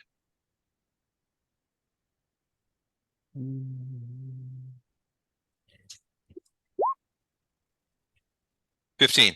It's hard to say. They're kind of lounging around, and they're wearing sort of, they're not wearing livery or anything like that. I mean, one guy has a sort of like a chain hauberk. The other guy's wearing what looks like a cuirass of boiled leather. But she does see that on one of their belt, on their sword belt, there is some like a pin or a medallion like attached there. And from what she can tell, it does look like that symbol that some of Vortbert's guys have been wandering around with. So it seems like this woman's security might be from him. It's possible. Or she hired one of Vortbert's sympathizer to do her guardian work. Right, but the one that we're looking for, ultimately, that was part of the deception and part of the betrayal. Hmm. We already know from the questions she's working with Vortbert. Correct. So it seems likely if Vortberg's guys are part of this group, they're probably not just dwarves that she hired that are refugees. They're probably his sort of people that he's Well, given. it could be. Yeah, one of them seems to be wearing the badge. Now the other two, she doesn't see those badges on, but they're all three of them are sort of wearing. They're not like uniformly equipped, right? One guy has a crossbow and a short sword. The other guy has a double-headed axe and a chain hauberk. The other guy doesn't have anything except for what looks to be a long dagger. That kind of thing. They're not carbon copies. Right, but the crossbow and short sword is the same thing that dwarven assassin had, right? Correct. He's equipped the same way. Correct. Whether or not he has poison in his scabbard, he's still outfitted basically the same way. Similarly, yeah. All right, hold that thought. I'll be right back. I gotta do a thing. I'll be right back. Talk amongst yourselves. All good. What's our goal right now? Get through these skill checks so we can continue. Yeah. And I think we have at this point, all the skill checks are done and they've all been passed. But it seems like at the end of it, this sort of affluent, whatever elf Safiella. She seems like she has more markers that would suggest that she's in league with Vortberg, which means that might be a fake name and that's actually the one who betrayed the paladin. Right. Yep, I would agree with that. We might be able to get that information from the servant Amelia. With another. Well, and or she might not know who this person is except for what was presented to her, like the name and all that. Yeah, she seems like she's a pretty close servant though, so she might have an idea what's going on. Doesn't sound like she's very nice to her too, so she might have a reason to. Yeah. Or we could at least find out if someone that meets Vortberg's description has visited there. Yeah. I would be more inclined to use charm rather than intimidation on the servant. Oh yeah. Fine, I won't shoot anybody. That's as charming as I get. That's very charming indeed. Even if it's not needed, I'd love to use intimidate on the chick that betrayed Laurabec. So yes. And let Ono do a boot to the head. Ono it's gonna have moral trouble striking a lady. I don't know. Arendar will get behind her, put a dagger in her hand, and clumsily have her swing it at you. Right there, okay. That way it's self-defense. That's right. All right. Ono, yeah. I thought Ono was all about equal rights. He is, but it's he's. Then there's no issue with hitting a woman. It's equal rights. You would hit a man. It's equal rights. Well, get her in a bar, you can pick a fight with her.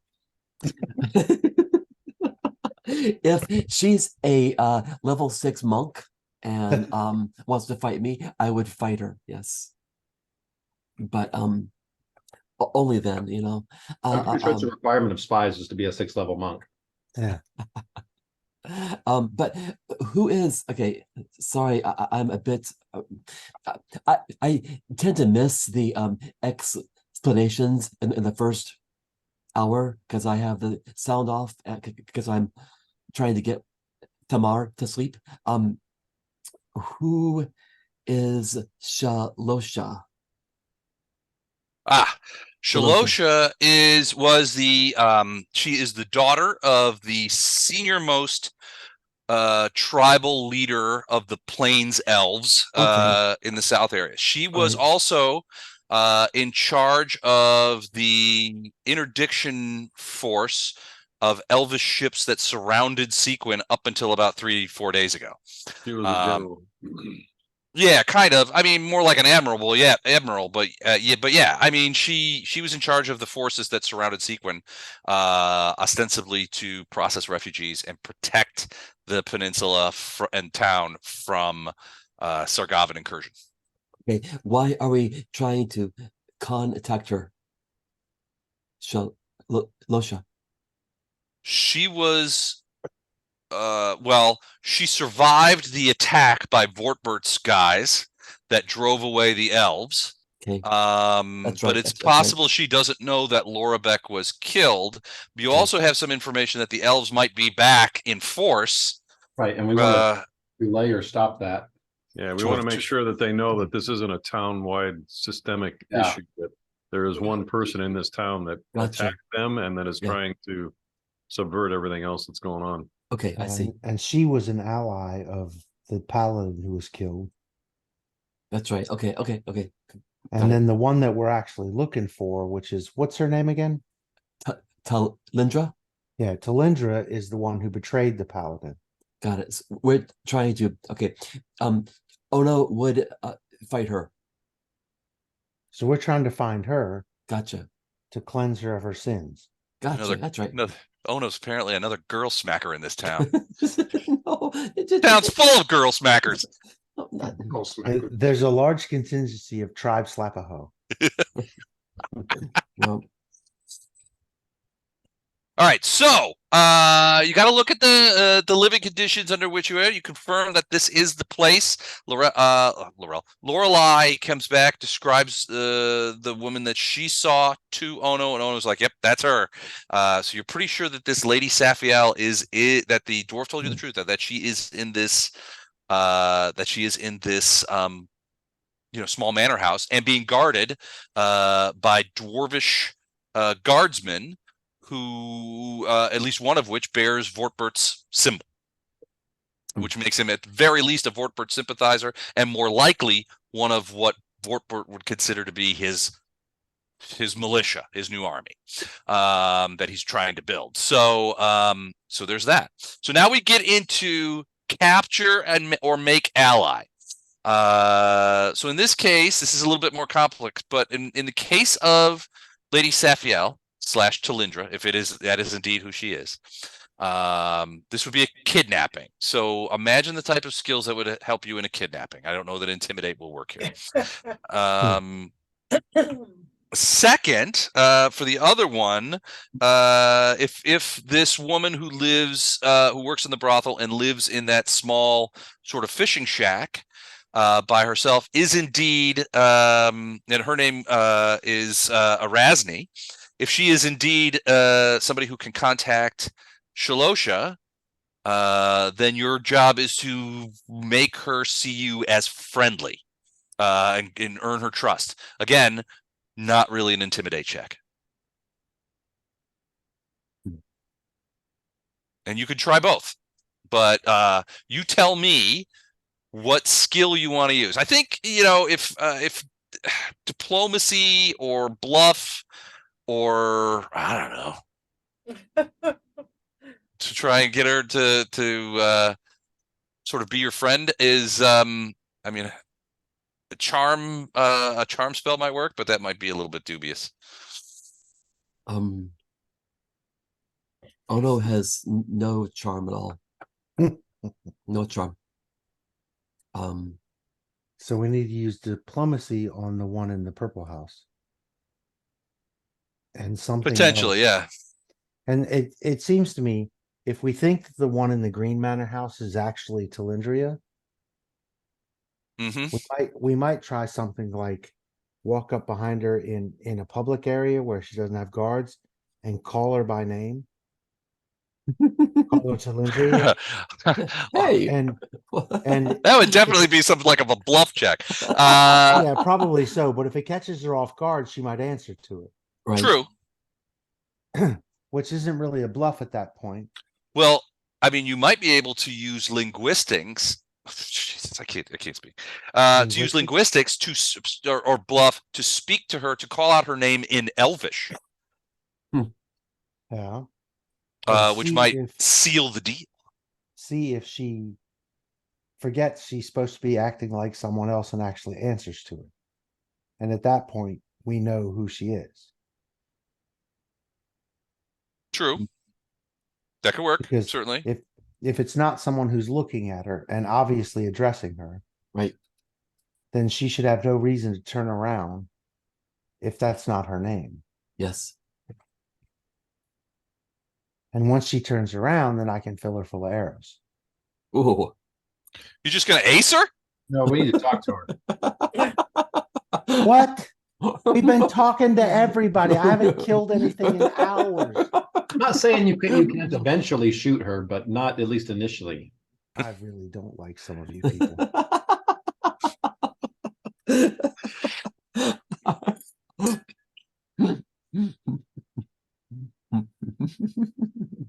I don't know how I became the bloodthirsty brother. Tradition. I'm the younger brother. I'm the punk kid. Hey, Ono could do a stellar acrobatics show to astonish her. While somebody snuck up behind her and popped a bag over her head, that might work. I don't know. Goodness. I'd still rather do it at night. With the guards seem lackluster at best, and when she's in her house, there's no one that can see it other than, you know, maybe a. Does it look like Amelia lives there, Les, the servant? It does, yeah. Amelia, yeah. I mean, if Lorelai goes back and sort of spooks around a little bit, definitely there is a small room off of the dining room on the first floor that looks like it's Amelia's quarters. They're relatively, I mean, they're well kept. It's not as Spartan as you might imagine for a servant. She has, there's pillows for the bed and a nice chair. You can also see that there's a small book on a low table in that room. It could be that Lady Safiel is teaching Amelia to read, because that would not be a skill that every local street urchin would have. Amelia is human, right? She's a human, yeah, a young girl, probably 14 to 15 years old. Okay. Yeah, we can sneak in at night. Wraith can open any locks that are done and just sneak in, grab her, get out, and no witnesses. All right. You got a place to keep her? We got a house. Oh, that's a good point. Never mind. That was a dumb question. I withdraw the question, Your Honor. All right. So is that what you want to do? Do you want to wait until night and then bag her up and take her back to your place? Or that really didn't sound right the way I said it, did it? No, it didn't. I know you need a wagon or something, huh? Pop her in a wagon. That didn't sound right either. I think that would probably be from a skill standpoint. I don't know. It'd be a thievery because we'd have to pick locks to get in there. Yeah, escape artist maybe. Do you guys have anybody that picks locks? Who picks locks? Wraith does. Yeah, I have disabled device and would you say the other one was escape artist? I have that too. Ono has some escape artists too. But it would be stealth too, so. Actually, Ono has very strong escape artist. Okay. All right, we have to. So we're going off book here. The original skill challenge we did was terrible. So what are the steps to capture her? So you got to stealth up to her house and avoid the guards. That's one. Stealth, then open the door. Disable device to open the door. Another stealth. Then stealth again to find her, and then what would be sort of like intimidate or? It wouldn't be escape artist, but escape artist could work as far as it's kind of the inverse of escape artist. You're trying to, You want to capture her, so you're not trying to hurt her. So I would say either a strength or a dex check. One would be to outmaneuver her and capture her. The other would be to physically overpower her. I don't think it'd be a strength or a dex check just because those checks are broken in this game. Okay. How about a CMD versus CMB? Oh yeah, I like It's that. actually more accurate, yeah. That sounds good. All right. Cool. Who's doing the stealth? Lorelai's stealth is the best. Okay. She So can't if do you both want- though. You can do one stealth. Wraith's gonna have to do the disarm. Right. And the other stealth. And I can do the CMB versus CMD. I think my CMB is gonna be better than most. Okay. My stealth is not bad. It's not really great, but it's not bad. Well, Lorelai just beat the stealth check there. So she was able to get you guys to show you a path so that you guys could get up next to one of the doors of the manor house. The dwarven guards are sleeping over out of sight. Good for them.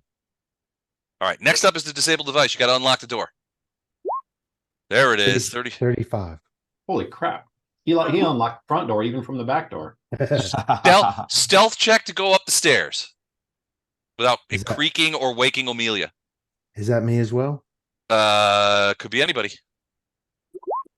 21. 21. All right, you made it, but just barely. The stairs creak disconcertingly, but you freeze. Everybody behind you freezes, but nobody seems to wake up. And then finally, CMB. Hang on, let me get that in there. That's against her CMD. Mhm.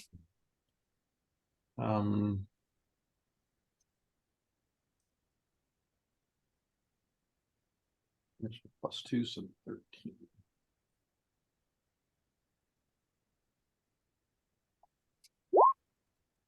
What'd you roll? 27. 27. All right, let me I check. think I would have beat everyone in this party with that one. Hold on a sec.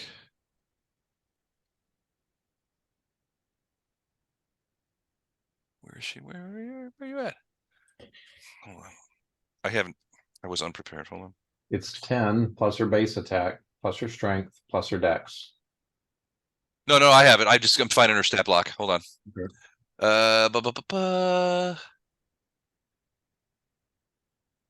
CMD. Okay. So what'd you roll? 27. Yep, no problem. You got her. In fact, you exceeded her CMD by 10. So you were able to. I'm doing it on purpose. What do you say? Kind of crushing her, just bear hugging her, whatever. So You're gonna question her here? no. I thought you guys were taking her away. Like crushing her. Yeah. I beat it by 10. Oh, okay. To keep her quiet. Okay. Hold her. All right. We tie her up or whatever, and we gag her, and then Hopefully Okay. she's not the one that we want to make the ally. Right. otherwise, this is going to be a hard work for our diplomacy. Who knows? Maybe she'll like it. Maybe it'll make her job easier. You're either someone we want to make friends with or want to kill. So, yeah. All right. So you've captured her. You take her back. You take her. Stop. You captured her. You take her back. All right. Now, what about the Elvish woman from the brothel? What's the plan there? That one would just be talking to her and trying to convince her to help us. So that would probably just be a straight diplomacy. Okay. Don't we want to interrogate or talk to this woman first to find Okay. out? Well, you've got her captured. So we're gonna drop we can do the. that, yeah. We finishing up the skill challenge.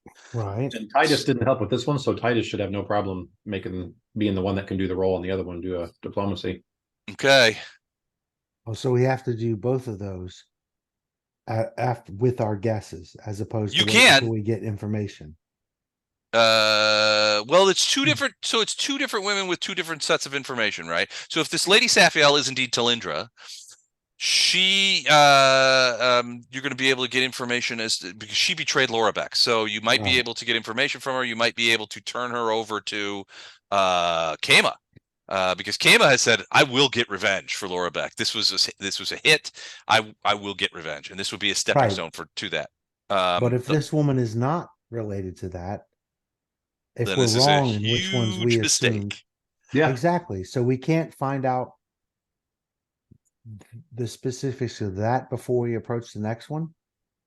Because if we find out this was a huge mistake, and the next one is the one we need to basically capture, then before Oh, we've right. done I see what that, you're saying. you're making us go and try to befriend this one, and it might be the actual traitor. So Gotcha. you know what I mean? Yep, I see what you mean. All right, yeah. So we could drop out of skill challenge at this point. You guys managed to get her back quietly and stealthily to your home, and bring her inside. Obviously, shut the shutters. You don't want everybody peeking in while you're smacking a girl around. I already she's- Facebooked this, so I should stop. Yeah, she seems she has not. So one of the things that will tell you, she has not made a noise since you grabbed her up. In fact, she seems really weirdly composed as you sort of bound her up, popped her in the back of a wagon. I got to stop saying that. Put her in the back of a wagon. And drove her to your house and carried her inside. She's not said anything. She's just sitting there. I don't know if she's So she's tied up. I assume she's tied up in some way. Yeah. She's bound. Okay. So, but and I'm assuming that at least for the trip you gagged her. What do you guys do? Well, we start by ungagging her because otherwise it's gonna be hard to talk. Okay. Take the hood off. Now that Okay. she hasn't seen where she went. Weirdly, her hair is still perfect. Okay. And then ungag her. Okay. Then intimidate, question, I was gonna roll her. interrogate, whatever. Yeah. I think Poe's Oh, gonna that's- rough up her hair. Her hand goes out. She's, do not touch mine. Do not. no, Ono's gonna, I think Ono's gonna go for a walk. Look at the. Yeah. Hello, look at the- hello, Moon. I think you probably need, you haven't got your steps today, Ono. You probably just need to go like walk around the block. I will. Get That's the fine. other 8,000. Yeah, that's right. All right. So am I gonna start with the intimidate, trying to get information, or are we gonna start nice and then I go to intimidate? Well, I would say at this point, starting nice would be a waste of time. We just kidnapped her.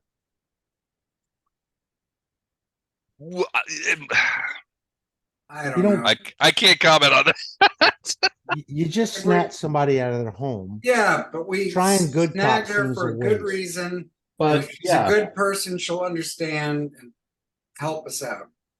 Okay, just in case you think that's the way it works, if you ever kidnap me out of my home, I'm going to kill you. Chuck, I will come armed if I ever come Good. kidnap you out of your house. Good luck. I won't try diplomacy. I'll try intimidation. Overwhelming that's just you. force. I mean, you can try. We don't want to hurt you. Give us this information and. we Right. won't. Yeah, You know, that's- exactly. that would still almost be an intimidate.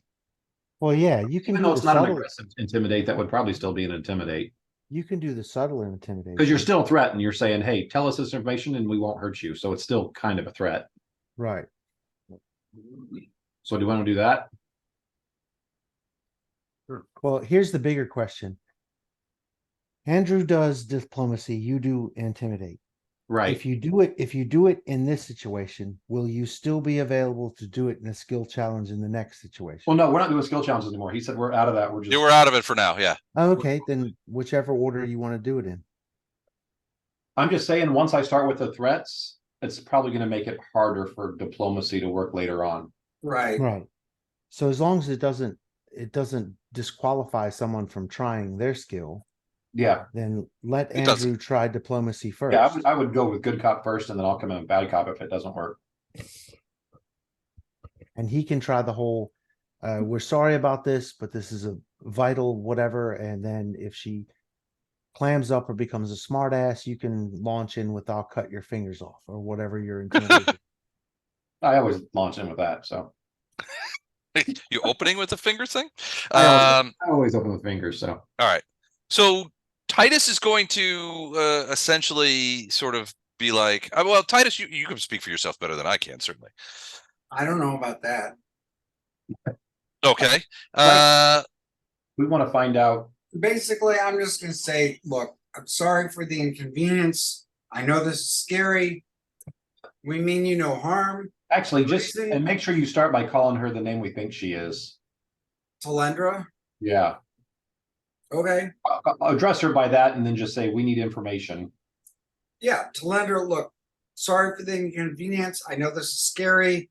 I know we've dragged you out of your But you home. said, Les, she does not seem scared right now, right? She's very calm.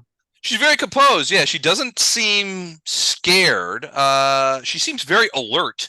So you got her what she was sleeping and basically just bagged her up. And so, but she's not screaming or anything like or losing her, just going hysterical. She seems very composed and very alert. You can tell that she's sort of looking around your home and looking at you guys. She's definitely memorizing you for later. Mm-hmm. Okay, I think we got the right girl. So I anyway, think I'm wearing a disguise. You're wearing a disguise, funny nose glasses, Yeah, Viking helmet. and the glasses with the Actually- eyes are on springs, and they kind of. I love those. we've all got those fake noses, the glasses with the fake nose and the mustache. Or those anonymous masks from. That's right. Yeah. All right, so you say we apologize for this, and you call her by her name. You call her by the name Talindra, but we need some information. And you know, no harm. We mean you no harm. No harm will come to you if you answer our We're on your questions. That kind of- side. We know you're on our side. That's funny. So, are you guys hiding your faces? Yeah, Is everyone? everyone is. Ono's out for Actually, you any. know what? It would have been easier. We just didn't take the mask off. We ungagged her, but she's still got stuff Oh, over. her eyes are still. She's got blindfold on. Yeah. Got it. Okay. All right. So she responds to you, Andrew, and basically says, "Look, I don't know who this Talindra person is. I hate to think that a group of people who were so good at kidnapping may have ended up kidnapping the wrong person, but it seems like that is the case. Oh, man. I suggest that you return me to my home and look for this. What was the name? Talindra, somewhere else, because I am not she." Sense motive. Yeah. Well, then I'll- perhaps we don't need you, and you should talk to my friend here. All right. Sense motive of 24. Yeah, she lying. Ooh, she's lying. I'll, Wow. You could tell with the 24. You can also tell that she's more than a little nervous, but she's practiced at keeping it inside. You could tell that there's a little stutter step in her voice, a little. You know, you could tell that she's actually quite nervous, even though she's trying to put up a good front. right. So She's I will tell Titus. I jump in with the other side. It has no effect because she's blindfolded. She can't see you scowl. I'll tell Titus to step She aside. can't see you. She can't see you scowl. I'm not. Oh yeah. Okay. Your macro. Yeah. So, yeah, I jump in when she says that, and I'll get really close to her so she can sense that I'm right up against her, and I'll grab her arms. I don't know, something. I'm not hurting her, but definitely discomfort You bumped my boob. Stop that right now. to add to this intimidate. Basically, Okay. And I loaned him my you cologne. could either tell me this or you're of no use to us, and then you end up feeding the fishes in the harbor or something. Ooh. Were you you were listening in at the door? I Oh don't know if I was walking back in, then turns around, and walks right back out. Oh, no. You'll be feeding the fishes in the harbor.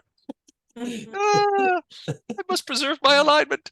All right. She actually, you could tell that. Well, all right. So what did you roll on? 29 intimidation check? Jeez. And then whatever bonus I get from making her uncomfortable, or like I said, I'm not like carving her wrist up or anything, but I'm definitely in her personal space and like either grabbing her arms that are tied to the chair or whatever. Just I have a question. If I were trying to assist him in this, would it be and would I have to use an intimidate check, Yes. or could I just act? Well, it depends on the act. What See- are you going to smack her? No, what I was Leave- planning on doing Leaving that to Ono. when I told Titus to step aside Mhm. was putting an arrow in my bow and drawing the string back, which you can hear. Okay. Oof. All right. So she smirks a little. Give me a quick intimidate roll anyway. Me? Yeah. I don't have any, so Just then a d20. yeah, I'm trying to see what it is. Yeah, it's charisma. So it's a D20. I don't think I have negatives. Okay. No, I don't have negatives, so it's just a D20. Okay. Oh, Okay. So when Arendar sort of grabs her hands on the chair, like hold her down and like is right in her face and is like, look, if you're not Talindra, then you're of no use to us, and you're gonna end up feeding fishes in the boat basin. She kind of smirks a little bit, and you're not sure if it's a reaction to being frightened, because some people do that, Yeah. or that she's just like, whatever, dude. But then she hears the bowstring. brrr of the bow, and then you can see the smirk goes away, and she says, look, I don't know who you're looking for. This Talindra sounds like, well, frankly, sounds like that she's done some terrible things. I just want to assure you that I'm not her. My name is Lady Safiel. I own a manor in the city. I have not seen any of your faces. There's no reason to kill me. There's no reason to put an arrow in me. And throw me in the boat basin. I've seen nothing. I've done nothing, and I will say nothing. Just return me to my home, and that'll be the end of it. We'll never see each other again. I'll tell her that doesn't work because I know you're lying, and you're just angering us more by trying to hang on to this lie. The only chance you've got is to tell us what we want to know now, and pray that we're merciful. Otherwise, it doesn't end well for you either way. It ends a lot worse for you if you keep this charade up. Hold on a second. Okay. Wow. Okay. Okay. So she starts to cry and says, I don't know why you're doing this to me. I'm not this woman you speak of. Please let me go. I don't know who you are. Oh, you're starting to think that maybe you guys got the wrong girl. Well, she said it before, and I got a 20 cents motive. She said it again, Uh-huh. and now this is a 28. So the other two times she said it, it was a lie. You didn't believe her. Yeah, you didn't believe her. But now you're starting to think that maybe you got the wrong girl, especially when somebody rolls a 28 bluff check. I think 2 out of 3 is not convincing. From outside, you hear, "Oh no, I think we should let her go. We're not putting her in the boat basin. That's wrong." I was going to Yes. speak up and say that Lorelei said there was a lot of paperwork she had in her manor that maybe we could go back and let's go grab that information there, or we could talk to the servant. Maybe the servant would be easier intimidated. So you're kidnappers now, and also thieves. Those are my personal papers. You stay out of those. Nope. You can see the bit of aristocratic air come back to her. You know, she's like, "You stay out of my property." She's been put in a chair, right? Yeah, she's tied to a chair. Are there any parts of the chair that are visible to me? All of it.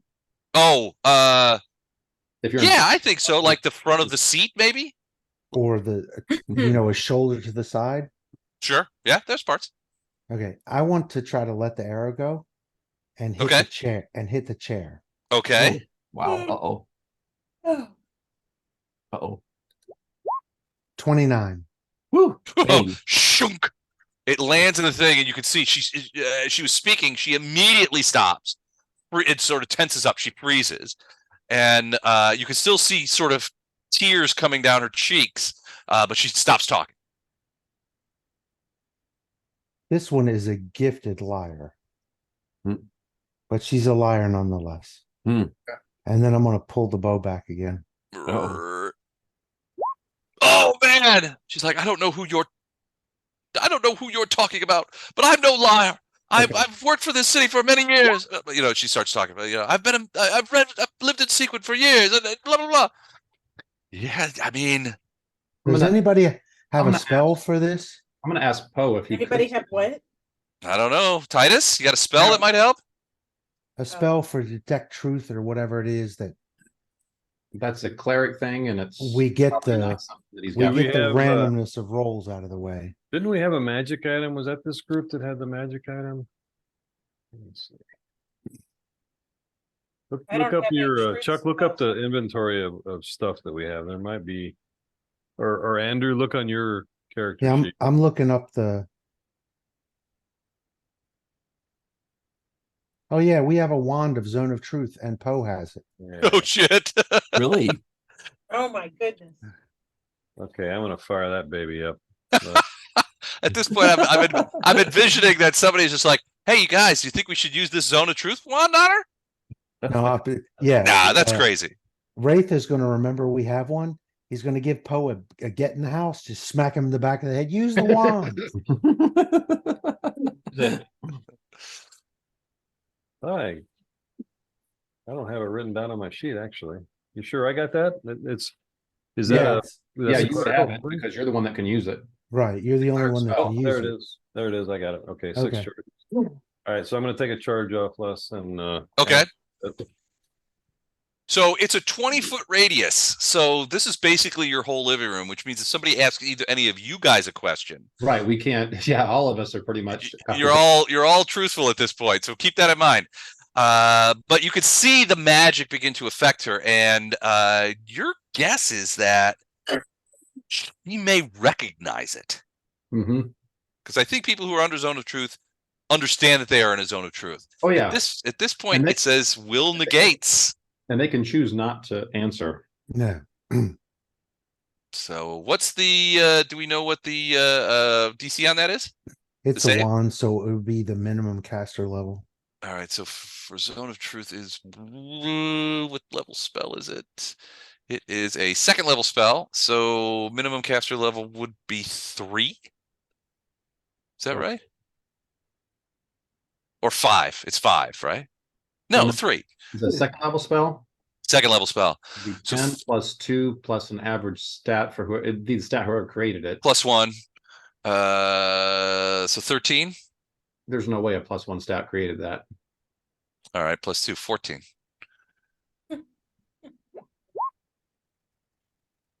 Your paltry magic is not going to work on someone as schooled as I am. She says, look, you have made some critical mistakes here. I understand. I have made mistakes in my time as well. Yeah, falling under our. Oh, you could see that it's cracking. She's like, look, I've made some mistakes too. I'm not this person you seek. This person. I am the lady Safiel, and I have no idea who this Talindra was. And Wraith, you can tell that the facade is starting to break again. Yeah. I'm gonna add to that. Okay. Call him by name, but kind of point at Poe and say, "Can your scout go grab those documents at her house?" Because I think one of them will shed some light on who she is. Sure. So Laurel, I can fly there, and you need a stealth roll or something. No, it's fine. They're still sleeping in the bushes. They don't even know she's gone. She goes in. There's a bunch of papers around and maps of the Sargavan plains. There are notations. Lorelei can't understand common. I mean, like can't read, right? Correct. I mean, You've got a 6 intelligence. I mean, so she probably wouldn't it wouldn't necessarily reading wouldn't necessarily be part of her thing. But she grabs up a bunch of papers and stuff and comes back pretty quickly. Actually, you're not very far away from her manor. And when you look at them, give me what are your knowledge skills? I've got arcane, I think. Religion, planes, nature, history, arcana. Okay. Vondram, you have knowledge local. Do you have any other knowledge skills? I do. Which one would suit us the best? I don't know what you have. Okay, sorry. There's no precise one that I could say, oh, it's this check. Knowledge, history, knowledge, arcana, knowledge, dungeon, knowledge, local, knowledge, engineering, knowledge, geography, and knowledge, or profession, soldier, and profession, minor. Ooh, Also. give me profession soldier. Okay.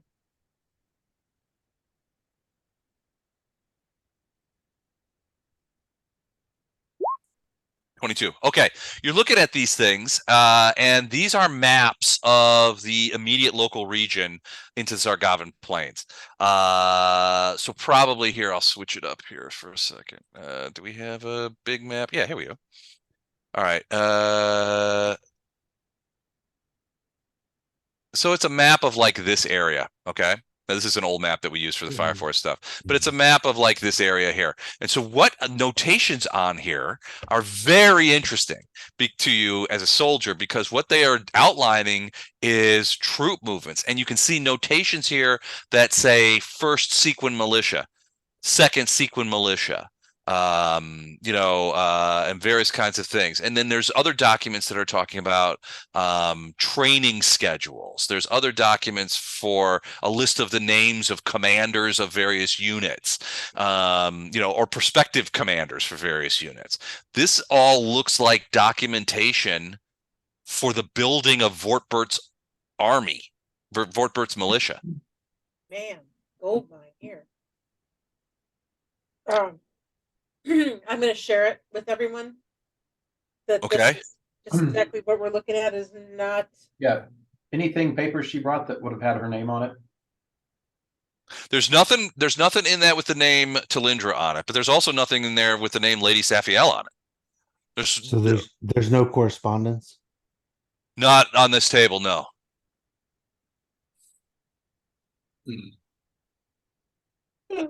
And her name doesn't, so there are some roster lists and things like that, commanders, prospective commanders' names, things like that. Neither of the names Talindra nor Safiel appear in any of those lists either. You said our house is right there on the water, right? Yep. You gonna waterboard her?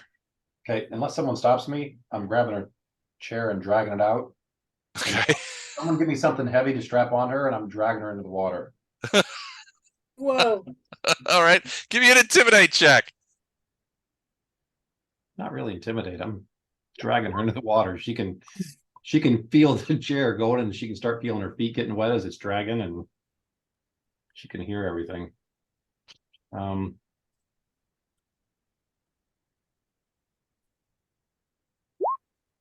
Would you roll? 20. 20. She rolled a counter check on a 12, so that's 8 more. All right, so that's 5 ranks. She is frightened and shaken. Okay, so I'm grabbing and said, last chance, I'm done. She knows she's outside, so she's frightened, and she's struggling against the. She's like, "Help! Help! Murderers! Murderers in the street! They're trying to kill me!" I drop her in the water. So that her head goes under? I just tilt the chair back in the water so it falls completely underwater. All right. Oh my God. I'm gonna let her sit there for, I don't know, 10 seconds. Okay. All right, you pull her back out. Put her back up. And then I'm gonna gag her. And say, shake your head yes if you're going to admit who you are and talk to us. Shake your head no if you're not, and I'll put you back in. You're wrong about me. You're murderers. You're murderers. I'm dropping her back in. All right. How long you leave her in this time? At 10 seconds again. Oh my God. Oh my God. Oh no's in the street out front going, "Hey guys, is everything okay? I don't hear anything." All right. She comes back up. She's like, "All right, fine. I'll tell you. I've been working on some administrative stuff for Lord Vortbert. He asked me. He knows that I speak several languages and can do these sorts of things. And I'm serving as an administrator for him, an aide de camp. That's all."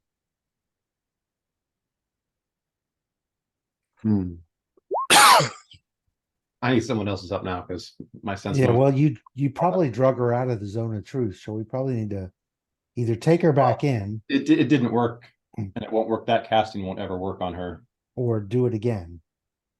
Well, the fact that some sort of administrator is beating the will save on a zone of truth wand says Yeah. something there. Yeah, she's not. She's just as competent, if not more competent than we are. Well, she's apparently a spy and practiced in lying. So Probably practiced interrogation too. yeah. Uh-huh. I mean, if you look back on it, the only thing that she's admitted to, I mean, you've got her papers, you know what's on them. She knows this, right? So she's saying, okay, I admit to that. But she's still maintaining that she's not Talindra, and that she simply is doing some administrative work for Lord Vortbert. All very innocent. Oh, We can get somebody else to go to her house and maybe find papers, somebody that can read. Wraith would be our best chance. Well, Is that having her out here now in the open? It's still Without a night. gag? Yeah, but without a gag, she's making noise. People are gonna know. No, I gagged her as soon as I brought her back up second time, and just had her shaking her head and kind of mumbling to me because So at this point, we don't know if she's Talindra. We do know she's guilty AF. I can go try to stealth over and get information, yeah. or we can just off her ass and solve that problem. Cold-blooded murder. My God. We do You it all. say that like it's a bad thing. No, I'm impressed. I love a good murder. Okay, Yeah, I was gonna say it's 11 o'clock, so we oh, is it? Oh, geez, I Yeah. didn't realize. I thought we still had plenty of time to go. All right, you guys want to pause it there? Yeah, Yeah. I think so. I think I so. don't know what else we can do at this stage, and I'd like a month to think about it. Okay. All right, sounds good. I will get Thank recap up online and quotes and everything tonight, hopefully. And thank you. This was Thank you. good. It was good. Thank you. Thanks for shaking it up, Les. You bet. Yes. Anytime. All right, All bye right. guys. Thanks, guys. Bye. Good night. All right.